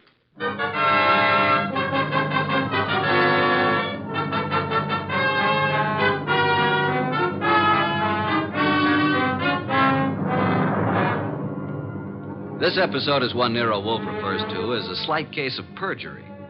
It all started with a phone call from Tom Wilcox and the ensuing shot, which I was sure had brought our newfound income to an early end. Anyway, there was the shot and... Hello? Mr. Wilcox? Hello? Oh, boss, I've certainly waited long enough for him to come back to the phone. We may have just lost a nice bankroll. Nonsense, Archie. Other clients will rescue us. Now for a cold bottle of beer, Archie. We're almost out of beer. I better get over there and see what happened to Mr. Wilcox. The beer first. Nero Wolfe's office, Archie Goodwin speaking. Oh, Wilcox, you all right? Was that a shot? It was, huh? I'm glad it missed. Tell him to come right over here. Yeah? You dug the slug out of the wall. Well, come right over. Boss, the police never found the gun that killed Keith Hansen. No gun was found. Wilcox said he thinks he was shot at with a .32. He dug the bullet out of the wall. The murderer of Hansen must now be after Wilcox. If Wilcox is telling the truth. He was acquitted. The society gal, Mrs. Patricia Park, established his alibi, said she was with Wilcox at the time the murder was supposed to have occurred. I read the papers, Archie. Where's last night's paper? Wow, boss, look at her picture. Ooh, she's a honey. Archie, will you get me some beer? Well, if you move your arm 6 1/4 inches, you can't possibly miss it. Mr. Wolfe, this is Tom Wilcox, our new client. How do you do? Archie, the red leather chair for Mr. Wilcox. Mr. Wolfe, I'd like your aid in finding the murderer of Keith Hansen. Indeed. Why do you suppose you were shot at this morning? I gave a statement to the press last night, which was printed this morning, saying that I was going to seek out the killer of Keith Hansen. The killer obviously wants me stopped. Here's the bullet, a .32, I'd say. Why did you go to Keith Hansen's apartment on the day of his death? I went there to tell him to stay away from my sister. We had a fight. The manager came and stopped us. I told Hansen I'd kill him if he didn't lay off. The manager heard this. Then I went home. What time was that? About 8:30. The police claimed I returned to Hansen's apartment and shot him. I couldn't prove I was at home all night. It was going rough for me until Patricia Park testified she was with me at the time when the crime was said to have been committed. Why didn't you tell the police in the first place that this Patricia Park was with you? Well, that's the whole trouble. She wasn't. What? Her claim that she spent the hours from 9 till midnight with me was a lie. In fact, I'd never met the woman in my life. Have you contacted this Patricia since your release, Mr. Wilcox? Yes, but she refuses to see me. Archie, phone Mrs. Patricia Park and tell her that she must see you at once for her own good. Time is of the essence.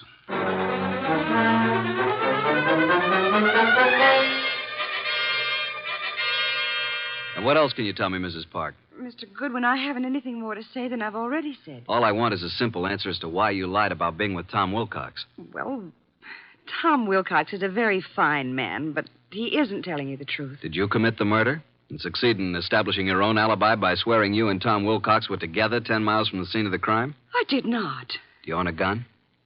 Don has one around. Who's Don? Don's my husband. Oh, is he here? I doubt it. He's never here. Spends most of his time at the bookies, throwing away every cent he can get his hands on. I've had to cut his allowance to practically nothing. Doesn't he work? No. He studied medicine, but gave it up. He was an illustrator for years, but gave that up when his eyes were burned in a plane crash. Mm-hmm. Where's the gun? It's in the desk. It used to be in here. What caliber? I don't know. Where were you at 10 o'clock this morning? Why, I think I was with the cook. Someone fired a shot at Tom Wilcox this morning through the window. No. Oh, no. Archie, please don't continue with this investigation, please. How well did you know Keith Hansen? Not very well, but enough to realize he was no good. Mr. Goodwin, if you'll drop this case, I'll give you $1,000 cash. Not interested.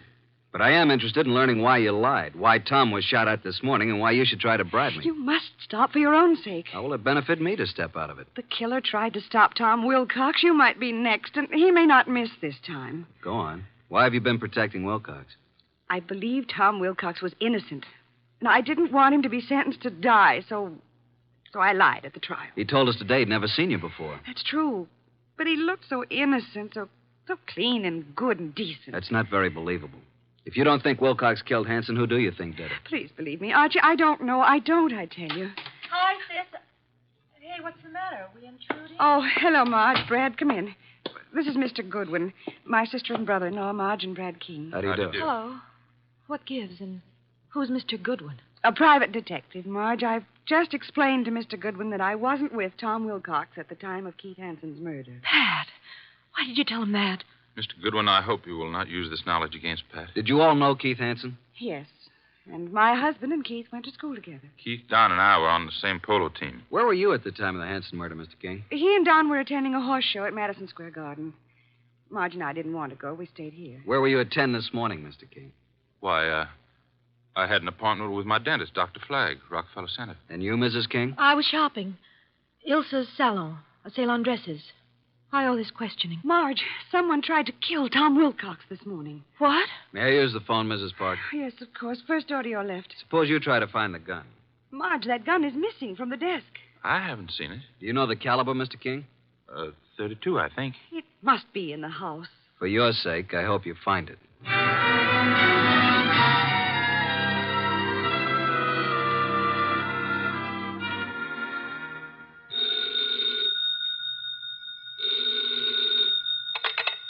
Nero Wolfe speaking. Archie, boss. You should have reported long ago. She must be very pretty. Pat Park admits she lied. She claims now she was with her sister, Marge King. Marge and her husband, Brad, have alibis, and all have alibis for this morning. I'll check them before I return. Where were they the night of the Hanson murder? Well, Brad and Don Park, that's Pat's husband, were at the Madison Square Garden horse show. Pat and Marge were together here at the house. Impossible to verify the Madison Square alibi at this date. Check all the rest and come home for lunch. It's Oysters Rockefeller. Has Inspector Kramer arrived yet?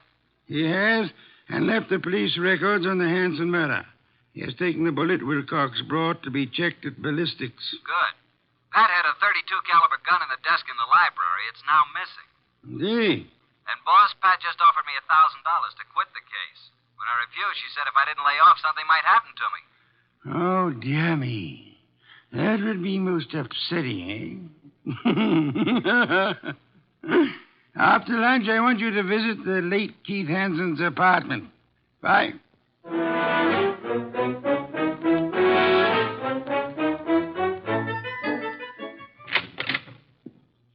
Before you join the others, Mr. Goodwin, I want to talk to you. All right.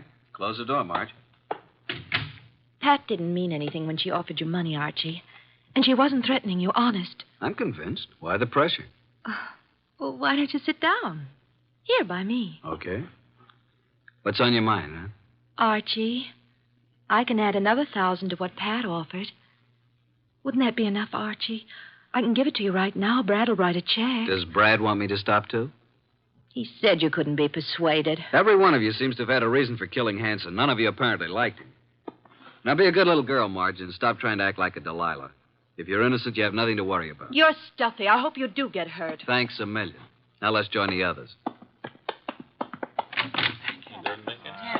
Well, Pat, did you find the gun? I can't find it anywhere. Oh, Mr. Goodwin, this is Don Park, my husband. How do you do? How are you? Have you seen the gun, Mr. Park? Not for ages. You're a detective, huh? Yeah. May I ask where you were this morning about 10? Why? Well, frankly, I was at my bookies. Where's that? I can't tell you, but I'll call them and you can check it. Were you and Brad together at all times during the horse show the night of Keith Hanson's murder? No. Brad wandered away a couple of times, and I saw some people I knew. You know how it is. We'd meet at intervals. Archie, you're wasting your time. None of us is guilty. I made a fool of myself, that's all. Tom Wilcox was such a decent man that I hated to see him have to pay for taking Keith Hanson's rotten life. If a man's guilty, why should you butt in?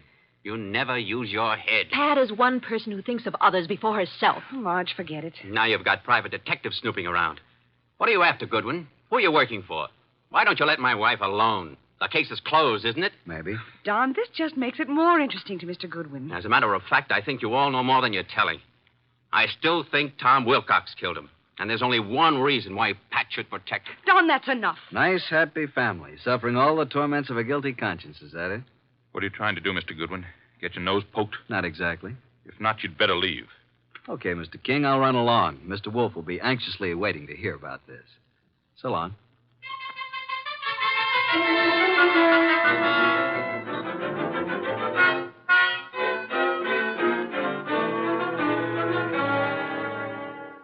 Pat Park's cook verified her alibi for 10 o'clock this morning, then. What about the other alibis?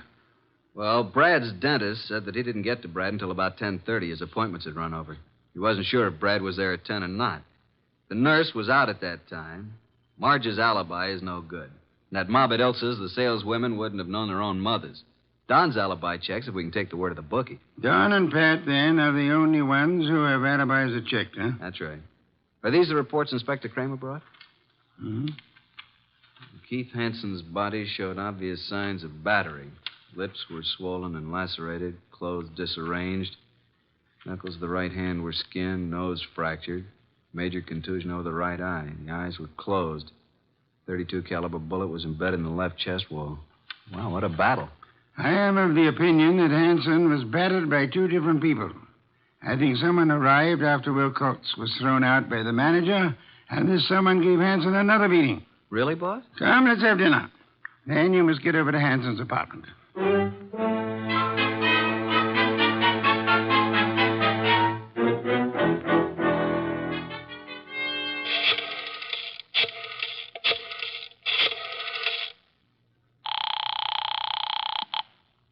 Boss? Yes, Archie.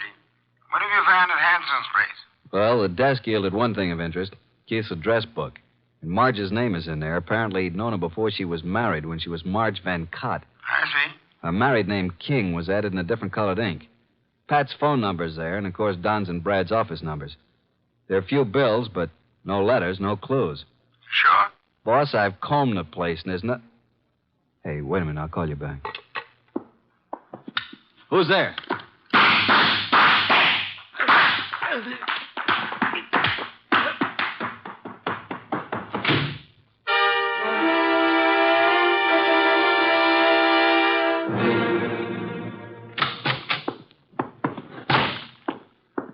Archie, you know I dislike the banging of doors. Sign of ill breeding. Archie, what happened to you? Target for tonight, Archie Goodwin. Your forehead's bleeding. You better have Fritz fix it. Well, my head can wait. Some guy certainly surprised me at Hanson's. Creased me on the forehead. Good thing I snapped off the lights. He emptied his gun at me. We scuffled and he got away. And then I dug his slug out of a chair. I think it's a .32. But look at this, boss. A little round piece of glass. Found it on the floor. It's very small, very smooth, and concavo-convex in shape. Half an inch diameter. Watch crystal? Don't think so. The edges are too smoothly ground. I'll examine it under a magnifying glass. I'll get it, boss. Oh, hi, Tom. Come in. It's Mr. Wilcox, boss. Archie, hey, what's happened to you? Somebody tried to scalp me. Good evening, Mr. Wilcox. The red leather chair, Tom. Archie, please finish your report. Did you notice anything else of importance at Hanson's apartment? Is that where this happened? Yeah. Well, there were dozens of gals' photos scattered around. Photos, eh? But no letters, Archie? Not a one. There must be some letters, Archie. Love letters. Wherever we have girls' photos and telephone numbers, I assure you there are bound to be love letters. That is what we must find. But then we'd have a motive. Yeah, but where do I look, huh? Go to Hanson's dressing room at the Club Diablo. I have just phoned the place. A female singer is substituting for Hanson, but she won't arrive until supper hour. Mr. Wilcox, accompany Mr. Goodwin, if you please. Keep your eyes open. I need the boy. Then you do love me, boss? Come on, Tom. Let's look at this Club Diablo.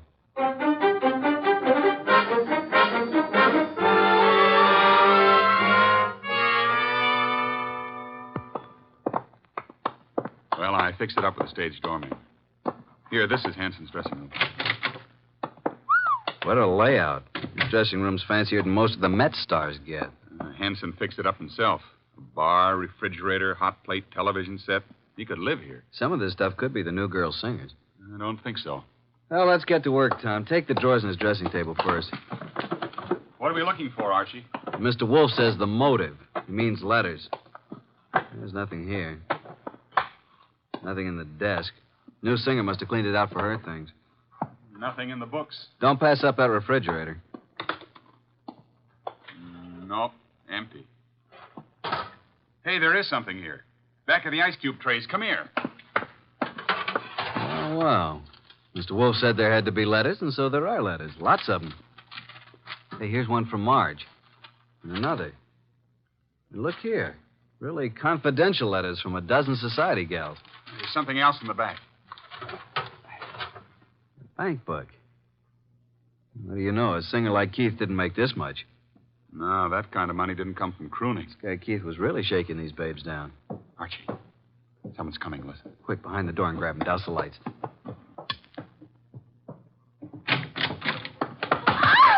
Marge, run! Hold it, Tom. Well, it's you two. You dirty rat. Higgin woman. Tom, what are you and Archie doing here? The letters. Oh, Archie, you found them. Archie, please, give me those letters. Don't touch. I'll just put them safely away in my pocket. Besides, you didn't write all of these. Give them to me. At least give me my letters. I'll tell you what. You go on home and stay there, and we'll leave it up to Mr. Wolfe. Tom, take him outside. I want to use his phone. Come along, ladies. Let us oblige Mr. Goodwin. I'll meet you at the stage door, Archie. Right.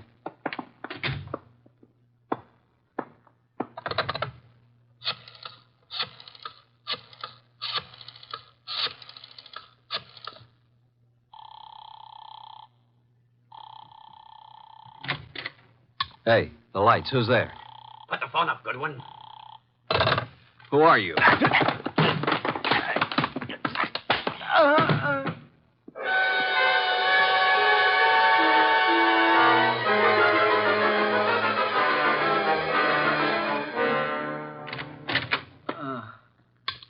Archie, what happened? Are you hurt? Here, let me help you. I'm all right. I guess. Ooh, my head. Did you see anybody? No, I didn't. I shouldn't have left you. Turn out the lights before I saw him. He whispered.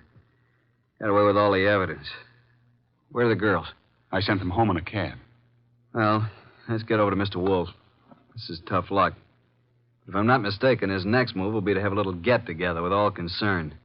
Come on.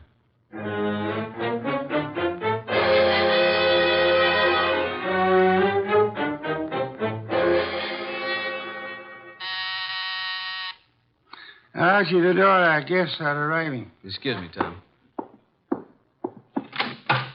Come in, Inspector Kramer. Goodwin. Good evening, Inspector. Well, Mr. Wolfe, got the killer? You said you'd hand him over to me this evening. In time, Inspector. You know Tom Wilcox, of course. Mr. Wolfe. Evening, Inspector.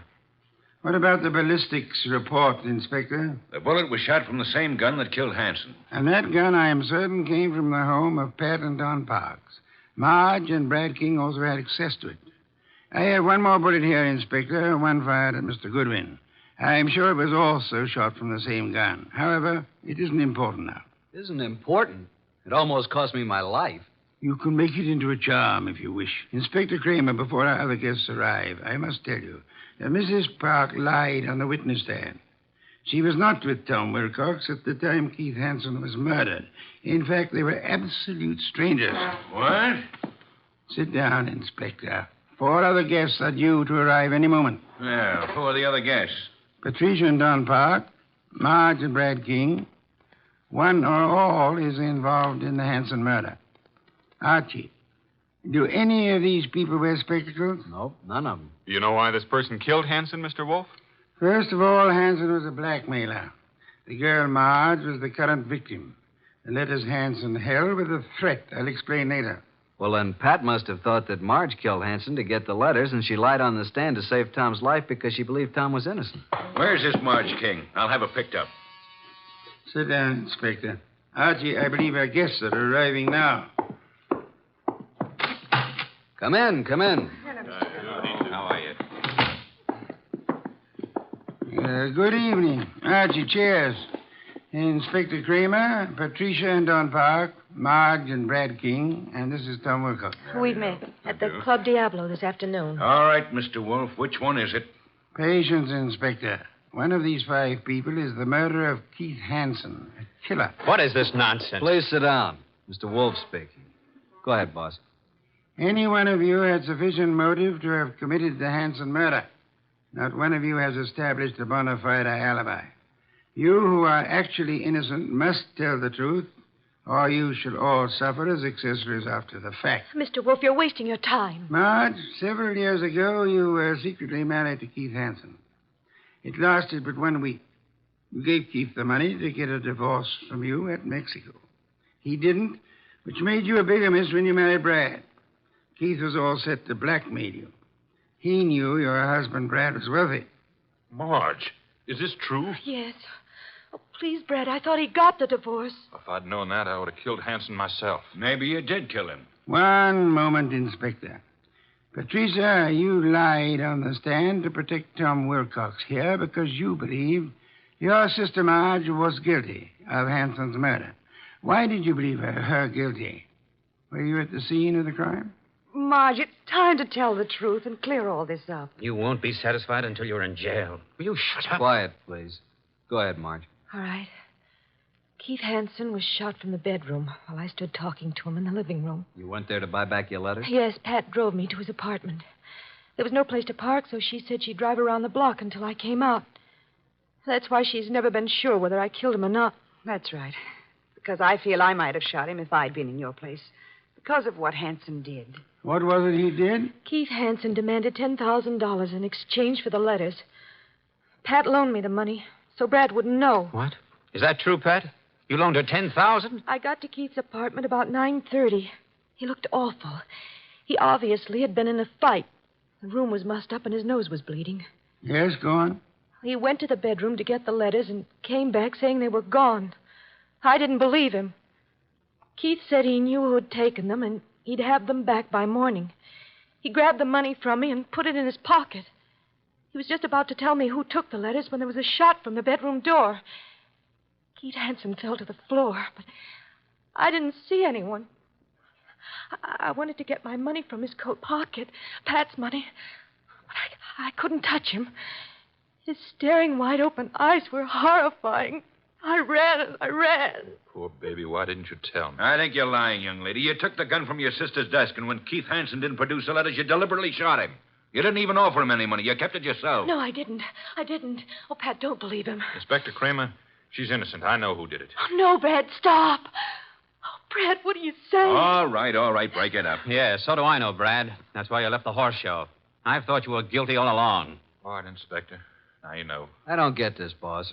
Inspector, ladies and gentlemen, please. First, which of you had some medical training? Medical training?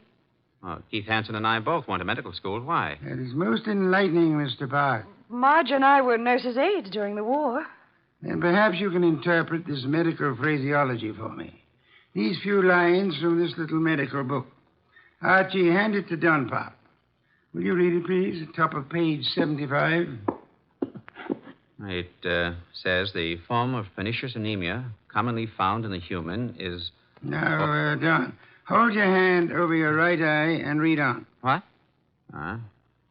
Also common to the many lower... Now, cover the left eye and read with the other. What is this? Go ahead. Well, many lower animals and this light isn't so good. Step close to me. Yes, thank you. Mr. Park, here is the contact lens for your right eye. I'm sure you've been tremendously handicapped without it all day. Inspector Don Park is your murderer. Don't move, Park. Keep away, I warn you. Drop that gun, Park.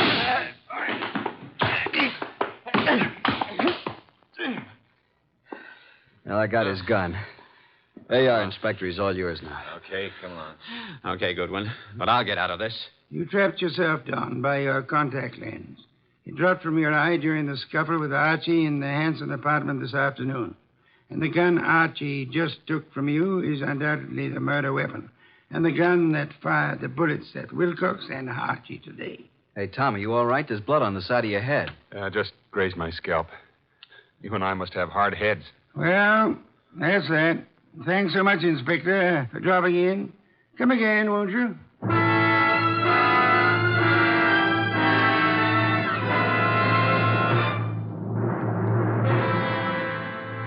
This was a rough day's work, boss. Some beer, Archie, please. Right. Hey, what was that business about the medical training? Maud said the body of Keith had staring, wide-open eyes, preventing her from touching the body. But the police found the eyelids closed. How did they get closed? Well, he must have bothered Don, too, and he closed him, his medical training. Right. A layman would never touch the eyes of the dead. Marge couldn't, not even to get back the $10,000. Here's your beer. Why did Don do all this, boss? Obviously, he learned of Hanson's blackmail scheme and was trying to force him to agree to split Marge's $10,000. Don was quite startled a minute ago to learn that Pat, his own wife, put up the money. However, when they heard Marge arriving, Don stepped into the bedroom, found Marge's letters in there, and must have hidden in the closet.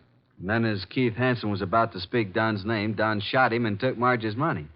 And of course, he planned to carry on a blackmailing of Marge himself, thinking the money would come from Brad. Yeah. And you are warming that beer with your hot little hands. Pour it, please. There you are. You've had a rough day, beaten twice and lost to interesting women. Tonight you may open your bedroom window. Good night, Archie.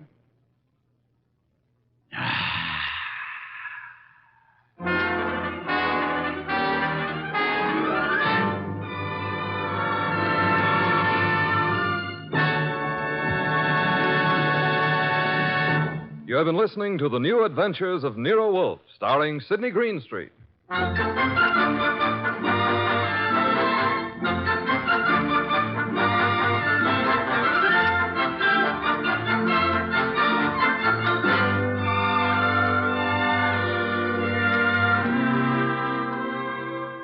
Tonight's transcribed story by Gladys Williams was based on the characters created by Rex Stout. This is an Edwin Fadiman production, produced and directed by J. Donald Wilson. In the cast were Harry Bartell as Archie Goodwin, and Mary Lansing, Gene Bates, Paul Marion, Barney Phillips, Ken Peters, and Bill Johnstone. Next week at this same time, Nero Wolfe and Archie will bring you The Case of the Lost Heir. Don Stanley speaking. 3 chimes mean good times on NBC.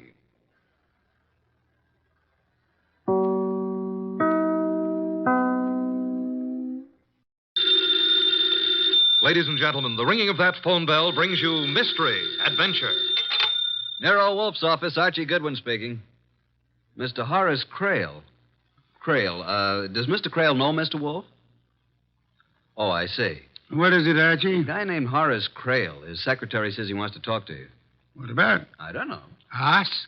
Mr. Wolfe's rather busy right now, but I'll give him a message if you wish. Yes.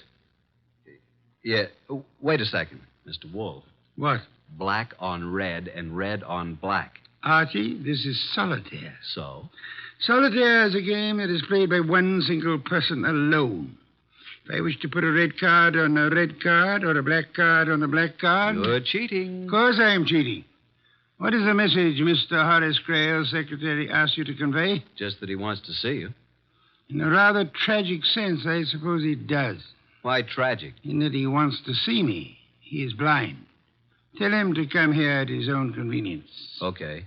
What does Mr. Crale want to see Mr. Wolfe about? A murder? A murder that may still be prevented. Archie. Just a second. What? I have run the cards out perfectly. Is it his own murder Mr. Crale wants us to prevent?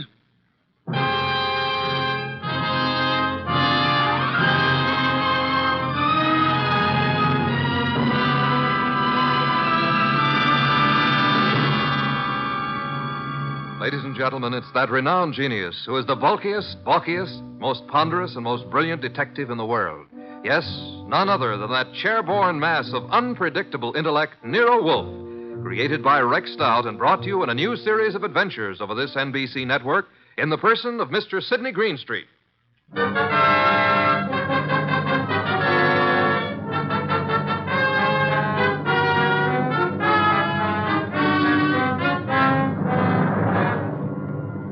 Once in a long while, Mr. Wolfe and I talk about this affair. When we do, we call it the case of the lost heir.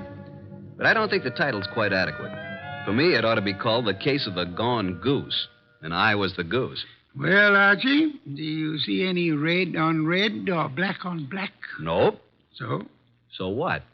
You irritate me, Archie. Okay, you won your little game of solitaire perfectly, as you say. Now, who is Horace Crail? A prominent industrialist. If you read the papers, you would know. Horace Crail. Crail? Oh, yeah, the Crail Company. Exactly. How did you know he was blind, if he is? The papers have carried the story. The headlines read, Blind Father Welcomes Lost Daughter. Oh, yeah, I remember. A few days ago, there was a picture, too. I thought you'd remember the girl at least. Well, if it's the one I remember, I remember. Archie. Oh, well, it probably isn't true. By the way, let me tell you what I found out about the facts of life. The door, Archie. Mr. Crail is here to see Mr. Wolfe. Oh, yes, come in. This is Mr. Crail. I'm his secretary, Hugh Gaines. There's a step here, Mr. Crail. Of course. Who is this man? I'm Archie Goodwin, Mr. Wolfe's assistant. Mr. Wolfe's waiting for you. Where is Mr. Wolfe, Mr. Goodwin? I led the way. The blind man and his secretary followed. Mr. Horace Crail was tall, thin, white-haired. His face was heavily lined, but the lines were not those of care or worry. He wore very dark glasses through which he might not have been able to see even if he had had his sight. Hugh Gaines, the secretary, was in his late 20s, surprisingly young and surprisingly handsome for the kind of a job he had. I led them into Mr. Wolfe's office, made the introductions, and sat them down. Well, Mr. Crail, what can I do for you? As you see, Mr. Wolfe, I'm blind. Need I say you have my deepest sympathy? I don't give a hoot for your sympathy, Mr. Wolfe. Though, thank you, of course. I mention my condition merely because it affects the position in which I find myself. Go on. You. Yes, Mr. Crail? Tell Mr. Wolfe about my daughter. Oh, incidentally, Mr. Wolfe, I asked my secretary to do this because in this way you will get a first-hand account. Now, let's see. A few days ago, Tuesday to be exact, at about 3 o'clock in the afternoon, a young woman walked into the house and said she wanted to see her father. I spoke to her myself. She said her name was Magda Crail. I asked her certain questions. Why, Mr. Gaines? He asked her questions because he thought, and I thought, that my daughter died 13 years ago. Oh, either the girl who came back to me is my daughter, or she is an imposter, and she belongs in jail. Is there any doubt in your mind about it? Of course. That's why I'm here. On the telephone, you said something about preventing murder. Well, I have a stepson named Anthony George to whom I intended to leave my money. Not because I liked him. Simply because I had nobody else to leave it to. Except your daughter. Except my daughter. If she is my daughter. We were talking about murder. I was talking about my daughter and my stepson. Same thing, I take it. Maybe, possibly. I don't know. Mr. Crail. Yes? I am not a wealthy man, but I'm certainly able to make ends meet. Yeah? What do you mean? Explain, Archie. I think Mr. Wolfe means that if you don't want to be frank with him, he'd rather not waste his time. Mr. Wolfe, I apologize if I've seemed to spar with you. Phooey. See, a blind man can only judge by what he hears and smells and feels. So? No, I must be a little more cautious than I would have to be otherwise. I'm sorry, Mr. Crail. Patience is not one of my virtues. Now, about your daughter, or your non-daughter. What's her name? Magda. She calls herself Magda Crail, which was my daughter's name. What makes you think she isn't your daughter? Well, $10 million, partly. Once again, Mr. Crail? My estate may be worth more than that, but surely not less. You? Surely not less, Mr. Crail. Rather more, I should say. Yes, 10 million might have some appeal to an ambitious girl, eh, Archie? Sure, but I'm not a girl, and I'm not ambitious. Nobody could accuse you of either fault. Mr. Crail, we are getting nowhere. Either you tell your story from the beginning or take it somewhere else. Archie, I'd like some beer.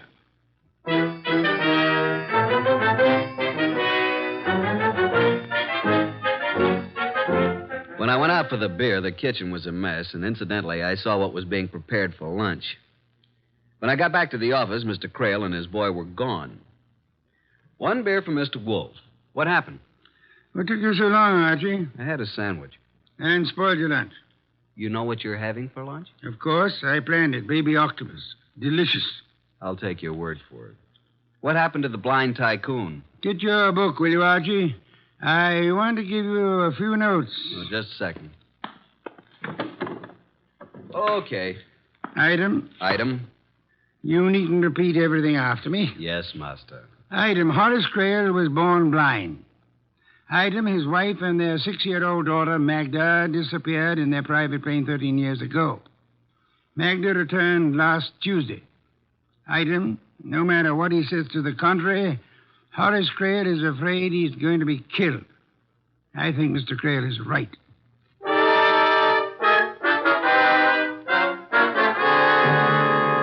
Memo from Archie Goodwin to Nero Wolfe. Time, 4:32 p.m. The notes you dictated on the Crail case are on your blotter. 3 pages of them. You are with your orchids. I am on my way to the Crail domicile to meet the other characters in this turgid drama. As per instructions, I will bring them here if possible. Love, Archie.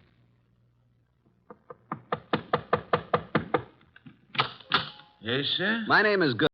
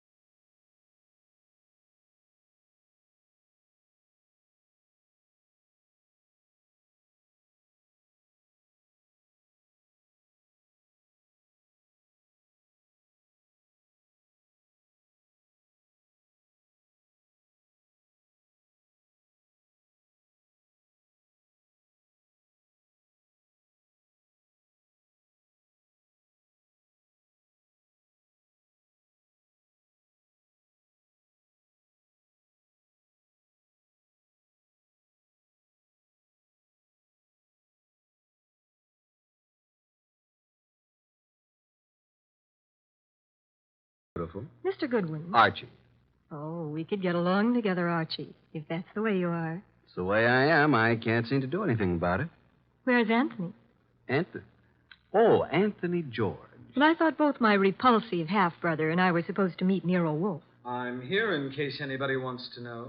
Over there in the shadows, listening with all his ears. That's Anthony George. Shall we go and talk to Nero Wolfe, Anthony? Goodwin? You look like a normal sort of person. Well, that's open to question, but go on. If you had to choose between $10 million and killing a woman by due process of law, which would you choose? I'll think about it between now and July 1994. Now, shall we go talk to Nero Wolfe?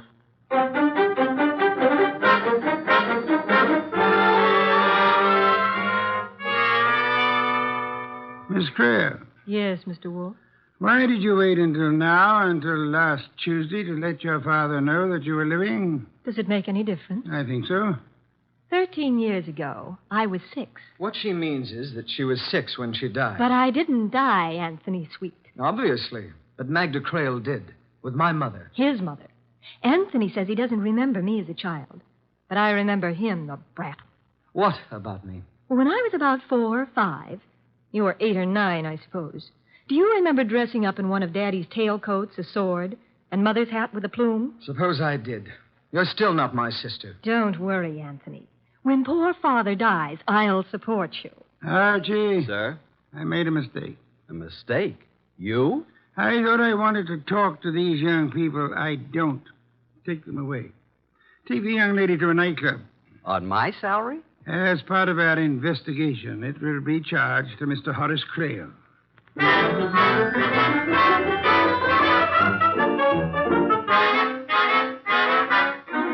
was no hardship at all. In fact, it was a pleasure. We dropped Anthony George off at the Crail place, and Magda and I went on. And on. You're a wonderful dancer, Archie. You can't make enemies that way, honey. Archie, why did Mr. Wolfe want you to take me out? To find out whether you really are Crail's daughter. How did he expect you to find out? I don't know. Do you think he knew? He probably had some idea, but I don't know what it could have been. Honestly? Honestly. Archie, do you think I'm telling the truth? No. But wait a minute, baby. I don't think you're lying either. I just don't think. Give me my handbag, Archie. Thanks. I've got something here that might interest both you and Mr. Wolfe. Here. Those are snapshots that were taken of me before I was 6. Ah. Yeah, cute. Now look at me. Beautiful. Beautiful. Well, can't you see those pictures are of me? Kids that young all look the same to me, but suppose they are pictures of you. What of it? Well, just this. I found them in one of Mr. Crail's old photograph albums. My father, I mean. Oh, here's something. The one lying on my tummy on the white bearskin rug. All babies get their pictures taken that way. Here, give it to me. Wait a second. What's this mark under your shoulder blade? It's a little birthmark, like a strawberry. Yeah, it's clear. Look, honey. Why are you so interested in babies, Archie? Because I always thought I should have been a mother. Now, look, have you still got that mark on your back? Of course. At least I suppose so. They don't go away, do they? Where are you going? I'll be right back.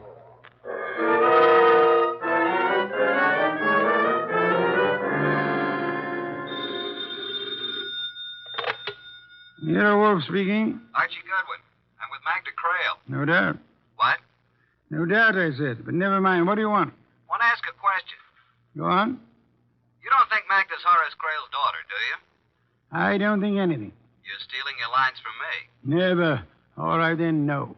I don't think the girl is Crail's daughter. That's just what I hoped you'd say. Why, Archie? Because for once you're wrong. She's pretty, isn't she? Yes, she is. Also, she's got a birthmark. You have seen it? No, but nobody's going to be fool enough to claim a birthmark. It isn't there. It's too easy to prove. Good night, Archie. I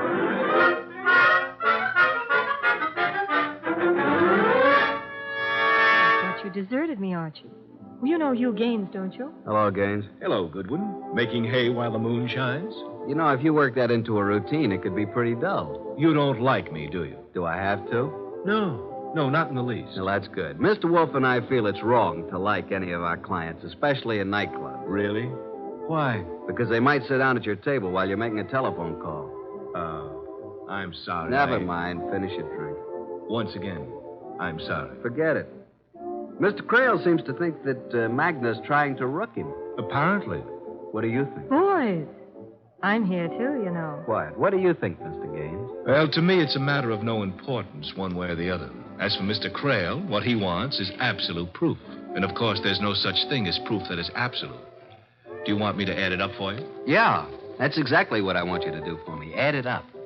13 years ago, Mrs. Crail and her small daughter, Magda, boarded a chartered plane in St. Louis to fly across the Ozarks to Hot Springs, Arkansas. Mm-hmm. They took off, and that's the last that ever was heard of them, or the pilot, or the plane. Okay, add some more. Mr. Crail had the whole area searched for months. The search itself cost almost $50,000. And the plane was not found. They finally decided that it must have fallen into the Mississippi, where it would sink to the bottom and stay forever. Now, wait a minute. Magda. Yes, Archie. Don't you remember anything about this trip? Nothing. Not a single thing. The last I remember is Mother putting me to bed in a strange city, in a hotel. And that's all. Okay, what's the next thing you remember? Archie, dear. Yeah? Didn't my father go over this whole business with Mr. Wolfe? I suppose he did. Then do we have to do it again? There must be some reason why he wanted me to take you to a nightclub. Because I might say something I haven't already said 100 times? Maybe. What's the next thing you remember after your mother put you to bed in a strange city? Archie, I have a confession to make. This I believe. Go ahead. $10 million is a lot of money. So I've been told. I don't really remember a single solitary thing before I was 6 years old and going to school in Rogers, Arkansas. Not Anthony George wearing tails and a sword? It was one of the pictures in the album. Not your mother putting you to bed in a hotel in St. Louis? $10 million, Archie. So you're not Magda Crail? Well, of course I'm Magda Crail. Oh, I may have tried to make the story sound a little more convincing than I should have. But I'm Magda Crail just the same. How could I be anybody else? So far, I can't see why you shouldn't be anybody else. Miss Crail will now bring up the matter of the diary. Won't you, Miss Crail? The diary? Oh, you don't know. Then Mr. Wolfe has told you nothing at all about this case, has he? He probably told me all I needed to know. What about a diary? Well, you see, Mr. Goodwin, Miss Crail's memory begins at about the happy age of 7. A black-haired, green-eyed, pigtail brat named Maggie Lomax. Only child of Walt and Mabel Lomax of Rogers, Arkansas. Am I correct, Miss Lomax? Miss Crail, I mean. He's a sarcastic character, isn't he, Archie? That he is. What about this diary? To cut a long sob story short, Walt and Mabel Lomax died in an automobile accident a few weeks ago, leaving only Maggie. Take it from there, Maggie. There was no money. I looked through the house to find anything I could sell, and I came across a hidden box. The diary was in the box. along with some clothes that might fit a 6-year-old girl. The clothes look like what the girl was last seen wearing. How do you know? Well, there's a photograph in one of Mr. Crail's albums taken in St. Louis the day before the flight.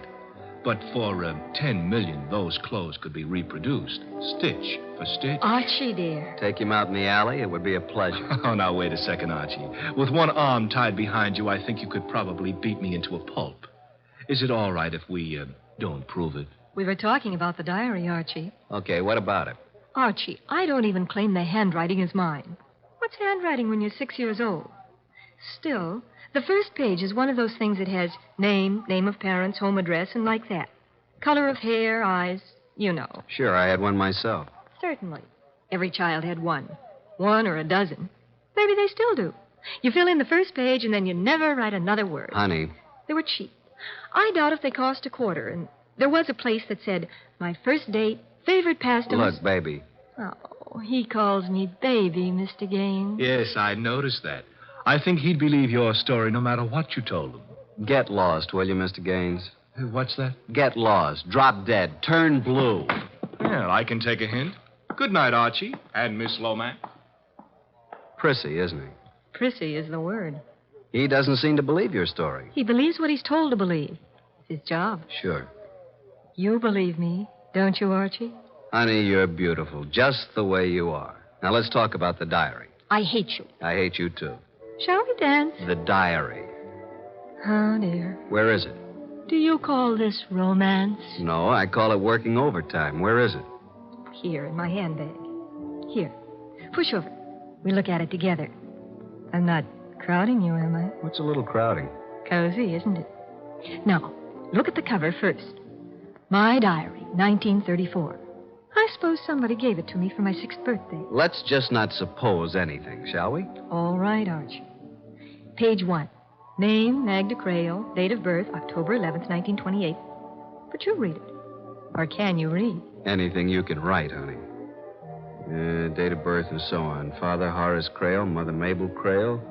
Hair black, eyes green. My favorite pastime, playing with dolls. Playing has a Y in it. You know what I think, Archie? You wouldn't call that writing, would you? Not real writing. It's more like printing. I think my mother guided my hand when I wrote that. Yeah, that's the way it looks, all right. Well... Dance now? Dance now. While we danced, while I held that disturbing girl in my arms, I tried to believe the case was just as simple as it seemed. Somehow she'd survived a plane crash, a head injury, and then a normal life with a couple who naturally wouldn't tell her that she wasn't really theirs. I tried to believe it. I was trying hard when... Archie, don't look. There's Anthony George. Oh, yeah, alone in the corner. You've had a lot of experience, Archie. Do you think he's a killer? A what? Do you think he'd commit murder? I don't think anything about him, but why should he? For $10 million? I see what you mean. Are you worried? Not with you around, Archie. Not with you around.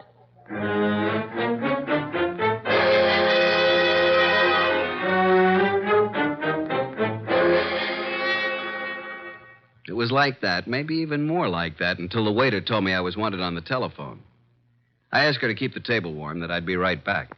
Hello. This is Archie Goodwin. Archie? Oh, hello, Mr. Wolfe.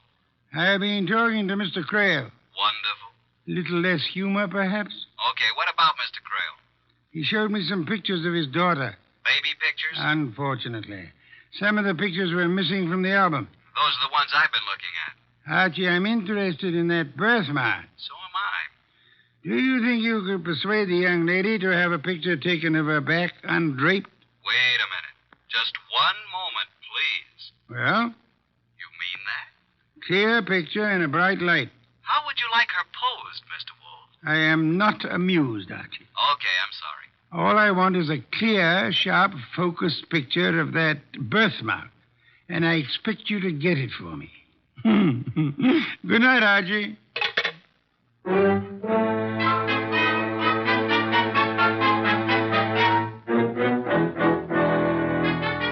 Hello again. Dance? No. Talk. More talk? Lots more. What now? That birthmark. So I've got a birthmark. What about it? I wish I had one that was worth $10 million. So do I. this one is worth nothing to me. Since my father doesn't believe I'm his daughter, and he's blind, that kind of identification doesn't mean anything to him. You're forgetting the people he trusts. Hugh Gaines, for instance. If the birthmark is there, couldn't he look at it, compare it with those awful baby pictures, and say, yes, here is your daughter? I've got news for you, Archie. He has looked at it. He says it looks the same as the one in the baby pictures. Has he told your father that? Yes. But he also told him he thought I was a fake. That somehow I found out that the 6-year-old daughter of a millionaire had died in a plane crash 13 years ago. And I found out she had a strawberry birthmark on her back. And I had one, too. So I decided to say that I was Magda Crale. That's absurd. Of course it is. You can see how it's going to work out, can't you, Archie? Frankly, no. How? My father went to Mr. Wolfe simply to have him prove that I am his daughter, whatever Hugh Gaines says. The only thing I'm afraid of, though, What are you afraid of, baby? I'm afraid my darling half-brother might kill him before he has a chance to change his will. Isn't that a somewhat mercenary view to take of the matter? Maybe it is, Archie. And maybe I'd feel differently about it if my father had found me instead of waiting for me to find him. He tried, didn't he? I wonder. Let's get back to that birthmark. Are you allergic to floodlights? I know a photographer who has a studio.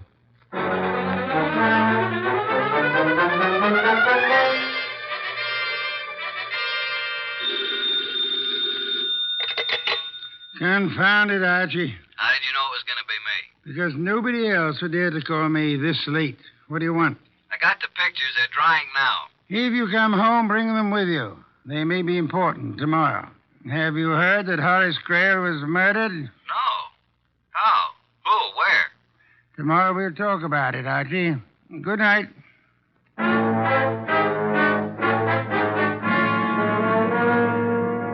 At 4 p.m. the next day, there was quite a lot of confusion in Nero Wolfe's office.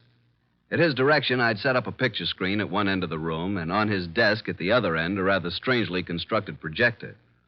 At 4:30, the guests arrived. Magda, Anthony, George, Hugh Gaines, and, of course, Inspector Kramer, ready to make an arrest if he could figure out whom to arrest. Hello, Inspector. Hi, Goodwin. Magda, Anthony, Hello, George, Archie. Hugh. Yeah, Mr. what's Goodwin. this all about? What's going on, Archie? You got me, Inspector. I think Mr. Wolfe wants to show slides of his trip to Yellowstone Park. But here he is. Ask him. Oh, say, Wolf, you want to know what I think? Not in the least, Inspector. Sit down somewhere, won't you?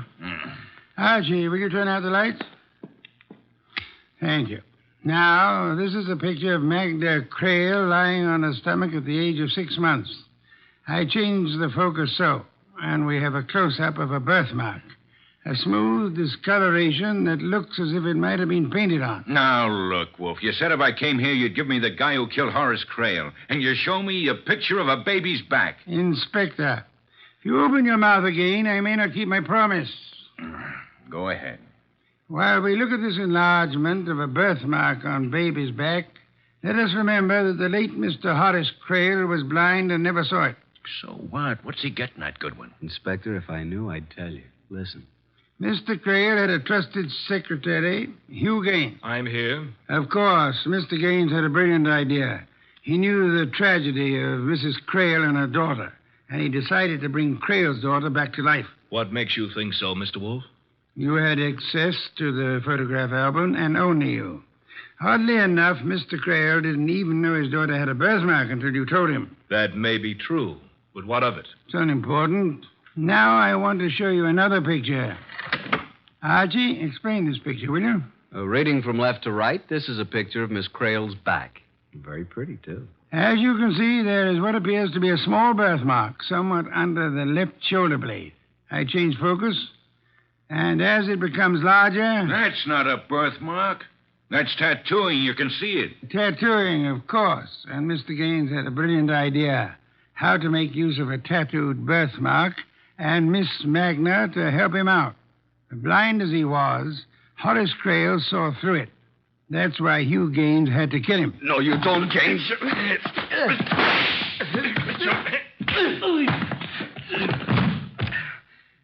Mr. Wolfe. Mr. Wolfe, you all right? Of course I'm all right. Well, Inspector Kramer, Mr. Gaines is your man.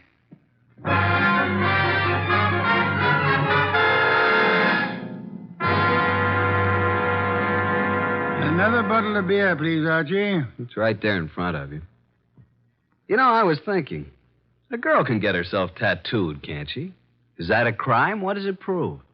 Archie. Have I ever told you I love you? I'm going to bed. Good night, Archie.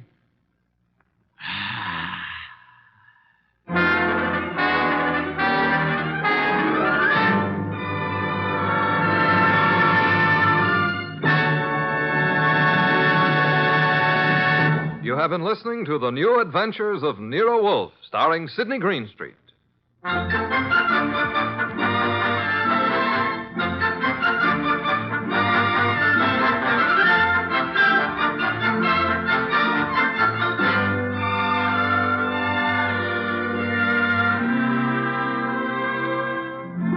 Tonight's transcribed story by Mindred Lord was based on the characters created by Rex Stout. This is an Edwin Fadiman production, produced and directed by J. Donald Wilson.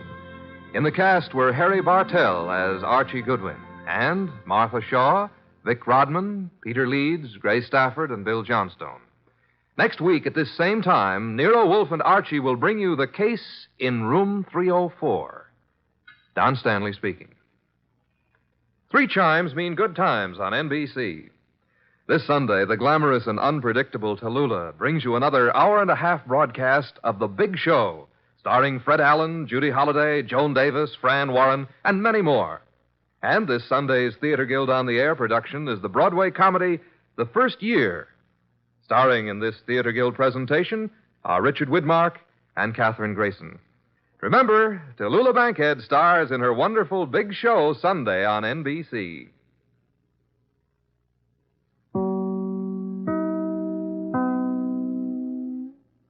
Transcribe. Ladies and gentlemen, the ringing of that phone bell brings you mystery, adventure. Nero Wolfe's office, Archie Goodwin speaking. If it's for me, I'm not here. What if it's a case? If it is, tell them no. I will not. Confound you, Archie. Do as I say. Hello? Hello, is this Mr. Wolfe's residence? Yes. Is this Mr. Wolfe? Yes, Mr. Wolfe speaking. Oh, I am in very much trouble. Could I see you, please, immediately? Well, now, yes. What kind of trouble, miss? Give me that phone, Archie. No. Hello? Sorry, I had to turn the radio down too loud, you know. May I see you right away? Well, I'll pay you $1,000 with a retainer fee. Yes, indeed. I'll take the case. Come right over. The address is 601 West 35th Street. I cannot, Mr. Wolfe. I just cannot come there. Well, where do you live? I am staying at the Paul Hotel, room 304, and I... Hello? Boss, that was a shot. Hello? Hello?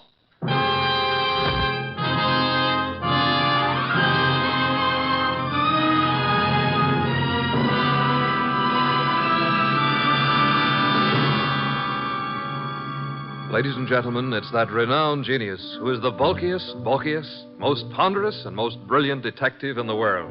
Yes, none other than that chairborne mass of unpredictable intellect, Nero Wolfe, created by Rex Stout and brought to you in a new series of adventures over this NBC network in the person of Mr. Sidney Greenstreet.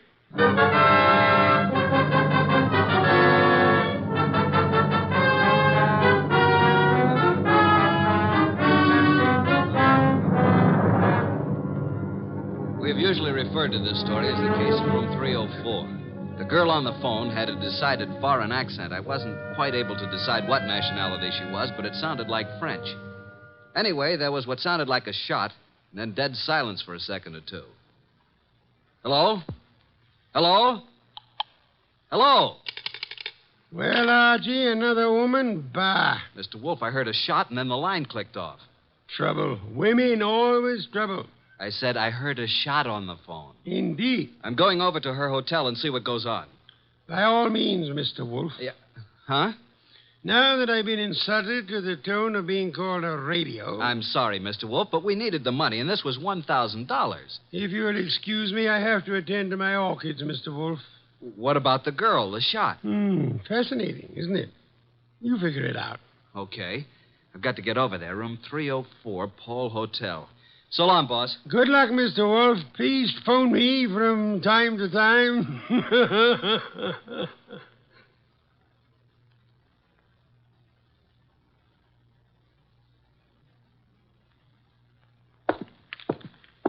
301, 302, 304. What do you know? The door's open. Oh, hello. Who are you? Archie Goodwin. Now it's your turn. I'm Jay Bream, pilot for Jan Airlines. You seen... Yeah, I guess you have. This girl's been shot. Oh, that's all? Yeah, dead. Real dead. What do you know about this? I don't know anything. Say, who are you? Looks like you're in a spot, pal. You better start digging, hadn't you? I got here a few seconds before you did. I knocked on the door. The door was partially open, so I pushed it wide. And... Go on. Well, there was no answer. I couldn't see anyone, so I came in, and there she was. You know her? Well, yes. Why do you think I came here? That's what I'm trying to find out. Look, what right have you got asking me all these questions? What's it to you? Did you ever hear of Nero Wolfe? Of course, who hasn't? Like I said before, I'm Archie Goodwin, Wolfe's assistant. Now, would you rather talk, or should I call the police? I've told you all I know. Who is she? Helen Rennie. French? I don't know. European, anyway. Why'd you come here tonight? I have a dinner date with her. You mean you did have? Yeah. Let's turn her over. There. Got an automatic in her hand. Yeah.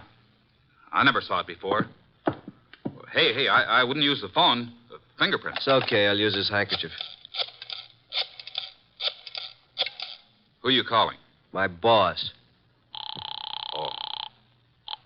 Nero Wolfe speaking. Archie, boss. Archie, I thought you were Nero Wolfe. You sound very much like him. Please, boss, be serious. Oh, but I am? I'm here at the girl's apartment, the one who called me. She's dead. Beautiful? Yes, was very beautiful. She would be. How did it happen? Shot. Neat round hole in her right temple. She's married and looks like she shot herself. When I turned her over, I saw a wedding ring on her finger and a .32 automatic still in her hand. Are you alone? No, a fellow named Jay Bream, a pilot. He was here when I arrived. No one heard the shot? Apparently not. No one showed up yet. Very interesting. What do you do now, Mr. Wolfe? Should I call Inspector Kramer? No, say nothing to anyone. Get over here at once and bring Mr. Breen, the pilot, with you. Goodbye.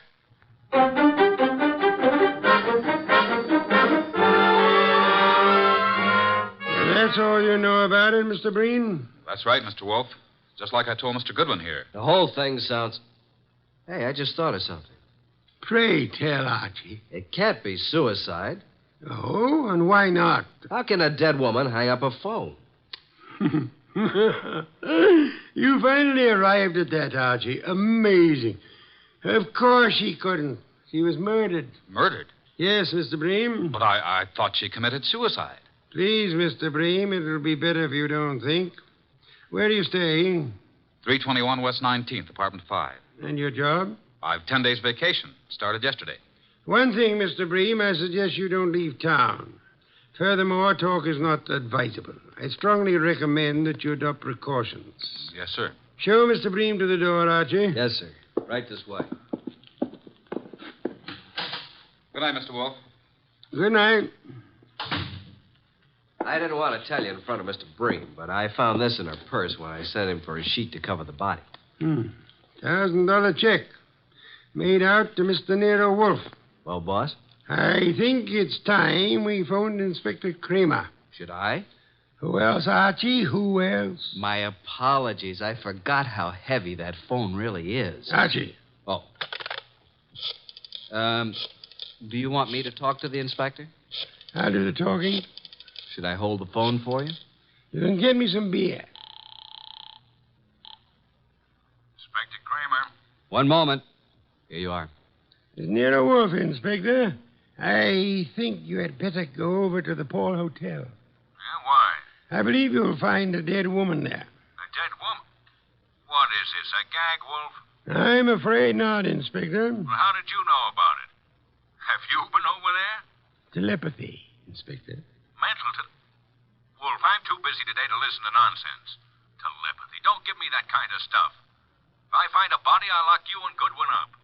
You watch your blood pressure, Inspector. Never mind about my blood pressure. One thing, Inspector. Yeah? Would you hold off the press for the present? Why? What are you holding back, Wolf? Will you stop your idiotic jabbering to what I ask? Okay.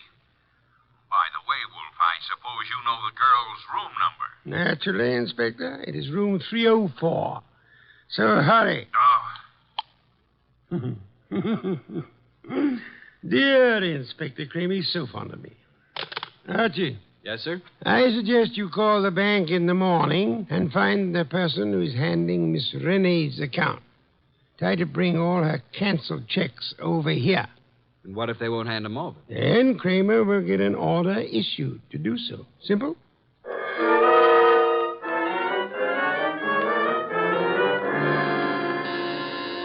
Coming.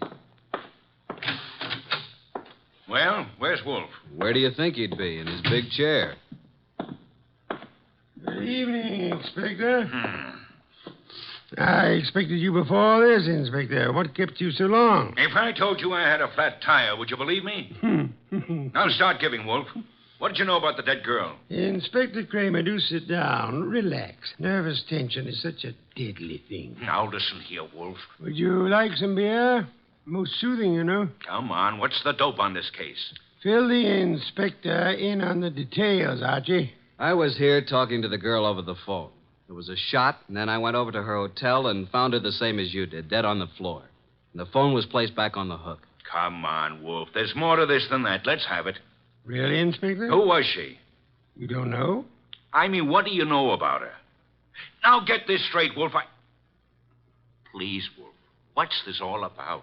A girl's been shot. Her name is Helen Rennie. What's the dope? Did you have a ballistics report made on the gun? Well, not in this short time, but I will. How did you make out your report? Suicide, naturally. Archie was talking to the girl on the phone at the time she was shot. So she chooses to kill herself talking to your assistant. Why, you big, flat-footed... Inspector, precisely how can a dead girl hang up a phone? Why, You see, Inspector, quite impossible. And now I suggest you make out your report murder. Murder? Wolf, tell me, why is it you're always mixed up in these cases? That, Inspector, would be as difficult to answer as it would be to convince Archie of the danger of the female of the species. Oh, what's the use? No one ever answers my questions. I give up. Oh, Inspector, I do hope you will bring the girls' canceled checks tomorrow if they don't turn them over to us. What? The inspector is just going, Archie. Please see him to the door. I'm not helpless. Good night, Inspector. Good night.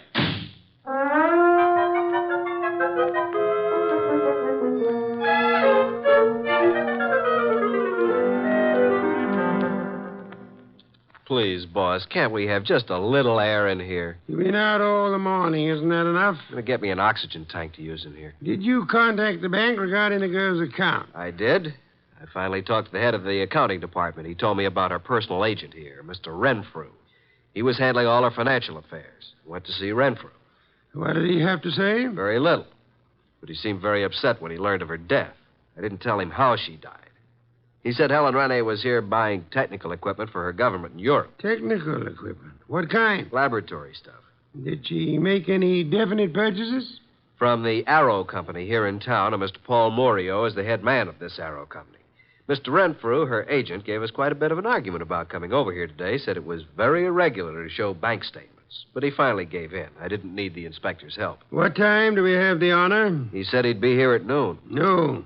You know I'll be busy at that time. Well, I didn't think you'd let... Archie, you never do. Your lunch will keep just this once, Mr. Wolfe. Not this once, nor any other time, Archie. You know I have lunch precisely at noon. Not after, not before. Understand? Yeah. I surmise you have the address of the Arrow Lab Supply Company. Yes, sir.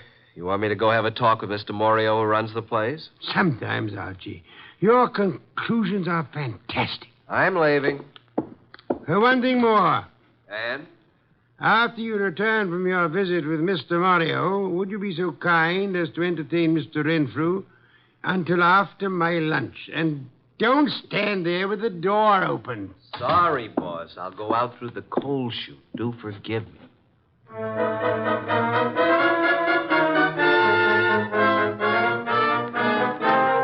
Nero Supply Company. Come in. Oh, Mr. Morio in? Yeah, I'm Morio. My name's Archie Goodwin. What can I do for you, Goodwin? I'm Nero Wolfe's assistant. You've heard of Nero Wolfe? I don't get around much. Tell me about him. How should I answer that? Any way you like. Nero Wolfe's a detective. Did you ever hear of a Miss Rene? Stop shadowboxing, Mr. Goodwin. What's on your mind? I understand you sold Miss Rene some laboratory equipment. Is it a jail term? Now, listen, Mr. Goodwin, I have a nice, respectable business here, so what do you want? Spill it. When'd you last see Miss Rene? 2 days ago. Talked to her since? Once on the phone. What time was that? Yesterday morning. You called her from your office here? No, from my hotel room. Now, look, let's quit playing cat and mouse. Why all the questions? Miss Rene is dead. Dead? Who did it? Now, wait a minute. You don't think I had anything to do with it? What makes you think anyone did it? It'd be the only reason cops would get into it. You know, Mario, I'm beginning to wonder just how long you've been in the lab supply business. You know what a retort is? And don't tell me it's a snappy comeback. Now, what's the matter, Goodwin? What's eating you? Look, Mario, I came here to find out something about Helen Rene. Just what sort of equipment did you sell her? It was heavy stuff, heavy chemical work. Where is it? We don't have samples, just pictures. Yeah, we ship it direct. Oh, so the purchaser never sees what he's buying. That's right. Could I see what she purchased? I'm afraid not, Goodwin. Besides, what difference would it make? Did Miss Rene see what she bought? No, I already explained that. Now, I'm busy, Goodwin, so if you don't mind... Okay, I'll run along. Good afternoon, Mr. Mario. I'm sure we'll meet again. Soon.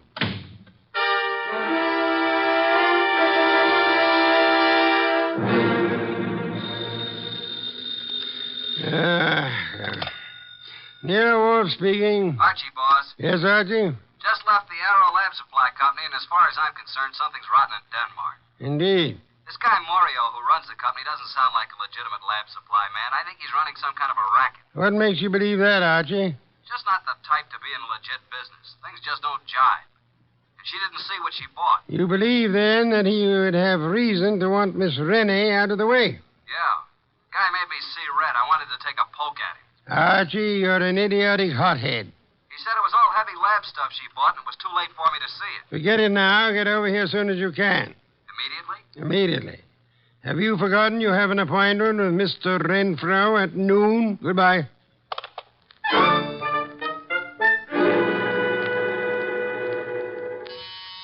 Coming. Hello, Mr. Goodwin. Mr. Renfro.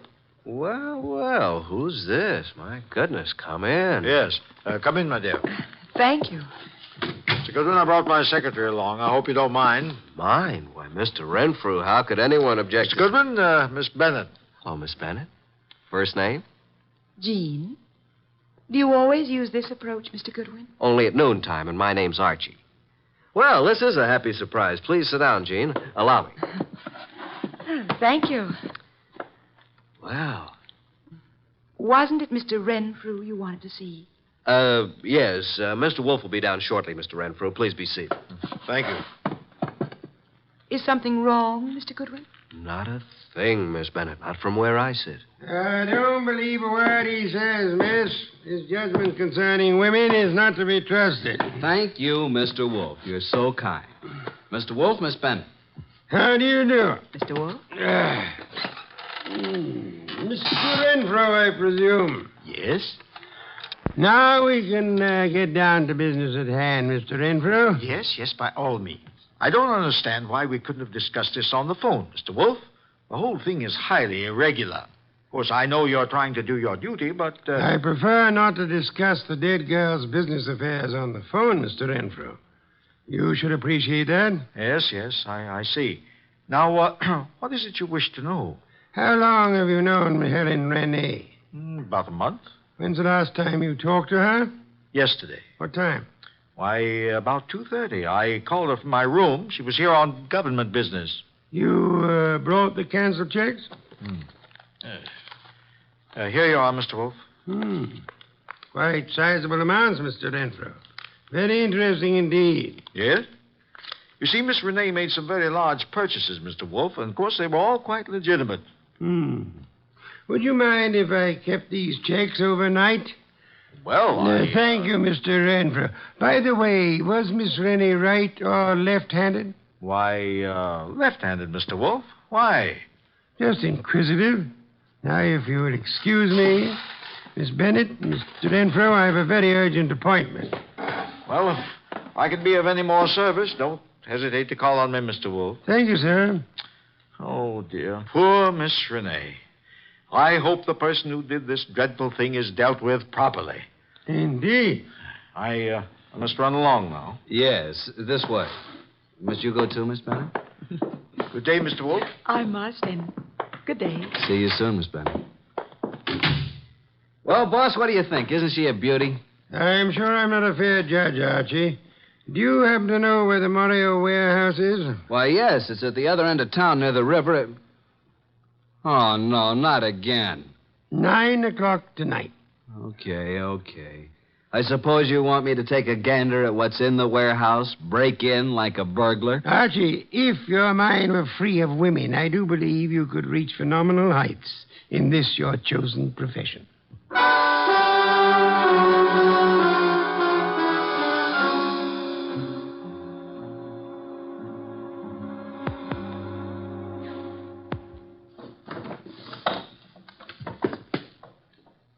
Nothing around here but a bunch of old tubes and glassware.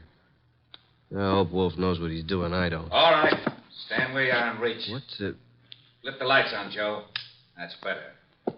Now, sing up and tell me what you're doing here. I beg your pardon. I'm a little deaf. I couldn't hear you. I said, what are you doing here? Oh, Ellen. I was supposed to meet her here. Make sense, will you? You think I can? What's the matter, Mac? Visitors? This bird refuses to talk. Well, then knock it out of. You two talk it over. Don't bother telling me how it comes out. Hey, wait a minute, you. You ain't leaving. All right, you win. This night is just full of surprises. Ain't it? Let's see what you're talking. Hey, who do you think you're shoving around? Just full of questions, ain't you? You know, someday you're going to end up by getting into trouble. It's illegal to push people around. I guess you better understand. So... Hey, are you kidding? Get the point? Now, get up. Now, talk. Why, you still want to play, huh? He's out like a light, Mac. What are you going to do with him? You won't do any more snooping around here. You know something, Mac? You got an awful disposition. I'm actually scared of you. You're that mean. Yeah. Now, dump him outside.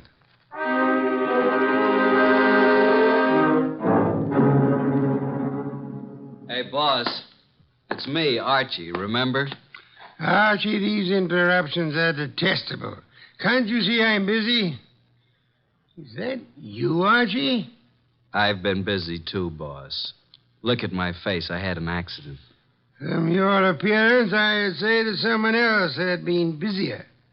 All right, Mr. Goodwin, as long as you insist upon interrupting my meditation, start at the beginning. Mr. Wolfe, I arrived at the warehouse. I went inside. I saw a lot of packing cases and a bunch of old glassware, worn-out junk. 2 men jumped me. I came to lying in the alley. I staggered to a cab and made it home. End of story. Archie, your repertoire of words is most astonishing. And your description of Morio's warehouse is without doubt most enlightening. I thought you'd like it. And now, Archie, I suggest you get Fritz to give you a piece of beefsteak for that eye of yours. And after that? I've arranged a gathering for 5 o'clock tomorrow afternoon. Then I shall repair to my bed to suffer in silence. You should be more careful on these nefarious expeditions. You might get hurt sometime. Yes, I've been a careless fellow, Mr. Wolfe. Good night. Good night, Archie. Pleasant dreams.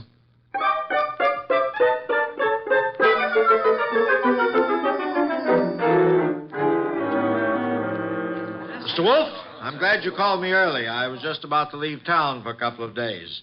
What is this conference about? Not at this time, sir, if you please. I'm glad you could come along, Miss Bennet.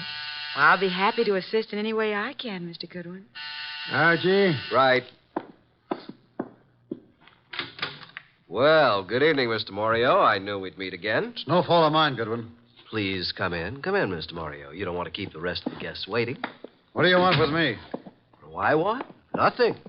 Mr. Wolfe, this is Mr. Morio. Sit down, sir. Take the red leather chair. For special guests, Mr. Morio. Yeah? Now, gentlemen, you're probably wondering why I asked you here. Naturally, you know it has to do with the death of Helen Renee. Mr. Morio, I understand you and Miss Renee had some business transactions that involved quite a sum. That she purchased laboratory equipment. That's right.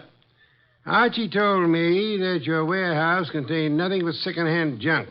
It was a shame, Mr. Morio, that this shipment was delayed by a shipping shortage. Otherwise, you might have gotten away with it. Is this why you called me over here? It is immaterial to the case at hand. Actually, I'm only interested in Helen Renee's murder. Hey, wait a minute. You don't think I did it? Didn't you? No. Mr. Wolfe, I admit everything you said about the equipment. But I've had no part in any murder. I see. Mr. Breen, you're the pilot of Wallflower. If you had shot the girl and wanted it to look like suicide, in which hand would you put the gun? Why, her right hand. Indeed. Where did you first meet Miss Renee? Boarding the plane at Orley Field, Europe. Mm-hmm. Mr. Renfrew. Now, look here, Wolf. This has gone too far. I won't be put through any third degree. So if you'll excuse me, I have to get to the dip. Sit down, Renfrew. Well, Mr. Renfrew, I'm astonished that anyone would be as amateurish as they were in this case. I don't understand. Could it be that you killed Miss Renee and attempted to make it look like suicide because she was about to tell me the true forger is her bank account was $50,000 short? Well, what reason would I have to kill her? You told me yourself you phoned Miss Renee from your hotel the day she died. Yet there was no outgoing calls charged to your account. Oh, this is nonsense. Ridiculous. She suddenly became suspicious of you. And you are probably the only person here who knew that she was left-handed. Well, what does that have to do with it? She was shot through the right temple, Mr. Renfrew, while talking on the telephone. With a gun in her left hand, wouldn't it be awkward for her to twist her arm around her face and shoot herself? In your excitement, you forgot you had shot her in the right temple. And what else do you know, Mr. Wolfe? That you once worked in Europe where you met Miss Renee, arranged to represent her in this country. Only you would know how much she had in the account here. I've heard enough of this nonsense. Yesterday, you made a statement. Quote, I hope whoever did this dreadful thing is dealt with properly. Only the police, and Archie and I knew Miss Renee had not died naturally. How did you know that? Unless you are the murderer. Don't make a move, any of you. I was forced to eliminate her. She accidentally learned about the shortage, and she became most unreasonable about it. Phoned you about it. Oh, dear me. So utterly weary of these melodramatics. Put up that gun. I've spent 15 years sweating, trying to get enough money to live the way that I want. And now I have it, and neither you nor anybody is going to take it away from me. I'll kill anyone who tries to follow me out of this house. Oh, no, Mr. Wolfe. Stand back. Mr. Renfrew, don't, please. I will take that gun from you and... Oh, Miss Renfrew. What the... Well, Inspector, you certainly arrived at the proper time, even if you are late. What do you mean, late? I've been standing out there listening to Renfrew for 5 minutes. Boy, that's too close. Glad he missed you, Inspector. Well, good night, Mr. Wolfe. Not so fast, Mr. Morio. I suggest you hold Mr. Morio here for swindling Miss Rennie and her government. And, Archie. Yes, sir? Do you know how to care for a person who has fainted? I certainly do. Then look behind you. Your pretty Miss Bennett has collapsed.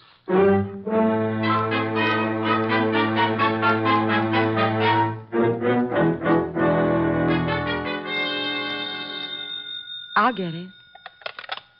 Hello? Is this Miss Jean Bennett?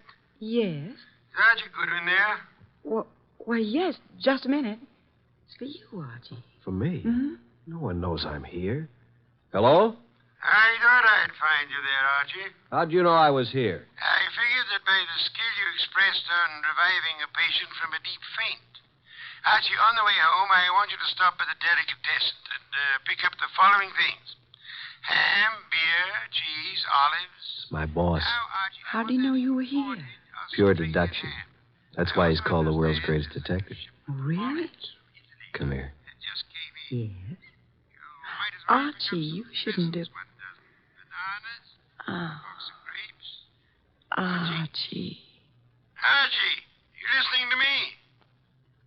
Oh, well, guess you didn't hear a word of it. Good night, Archie.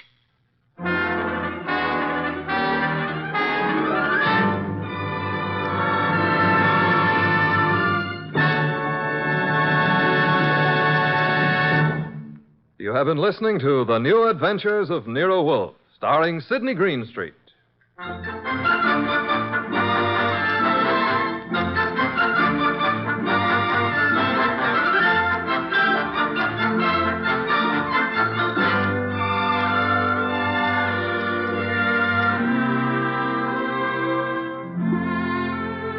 Tonight's transcribed story by Virgil Reimer was based on the characters created by Rex Stout. This is an Edwin Fadiman production, produced and directed by J. Donald Wilson. In the cast were Harry Bartell as Archie Goodwin, and Lucille Alex, Val Brown, Bill Johnstone, Hal Gerard, Betty Lou Gerson, Vic Rodman, and Ed Daly. This is Don Stanley speaking. 3 chimes mean good times on NBC. Just listen to the stars on this Sunday's big show. Jimmy Durante, Ethel Merman, Milton Berle, and Gordon MacRae. Plus Meredith Wilson and his orchestra. Your MC on the big show, of course, is the glamorous Tallulah, and you're invited. And on Theater Guild on the Air this Sunday, you'll hear the comedy The Man in Possession, starring Rex Harrison and Lily Palmer. Don't forget, hear Ethel Merman on the big show Sunday on NBC.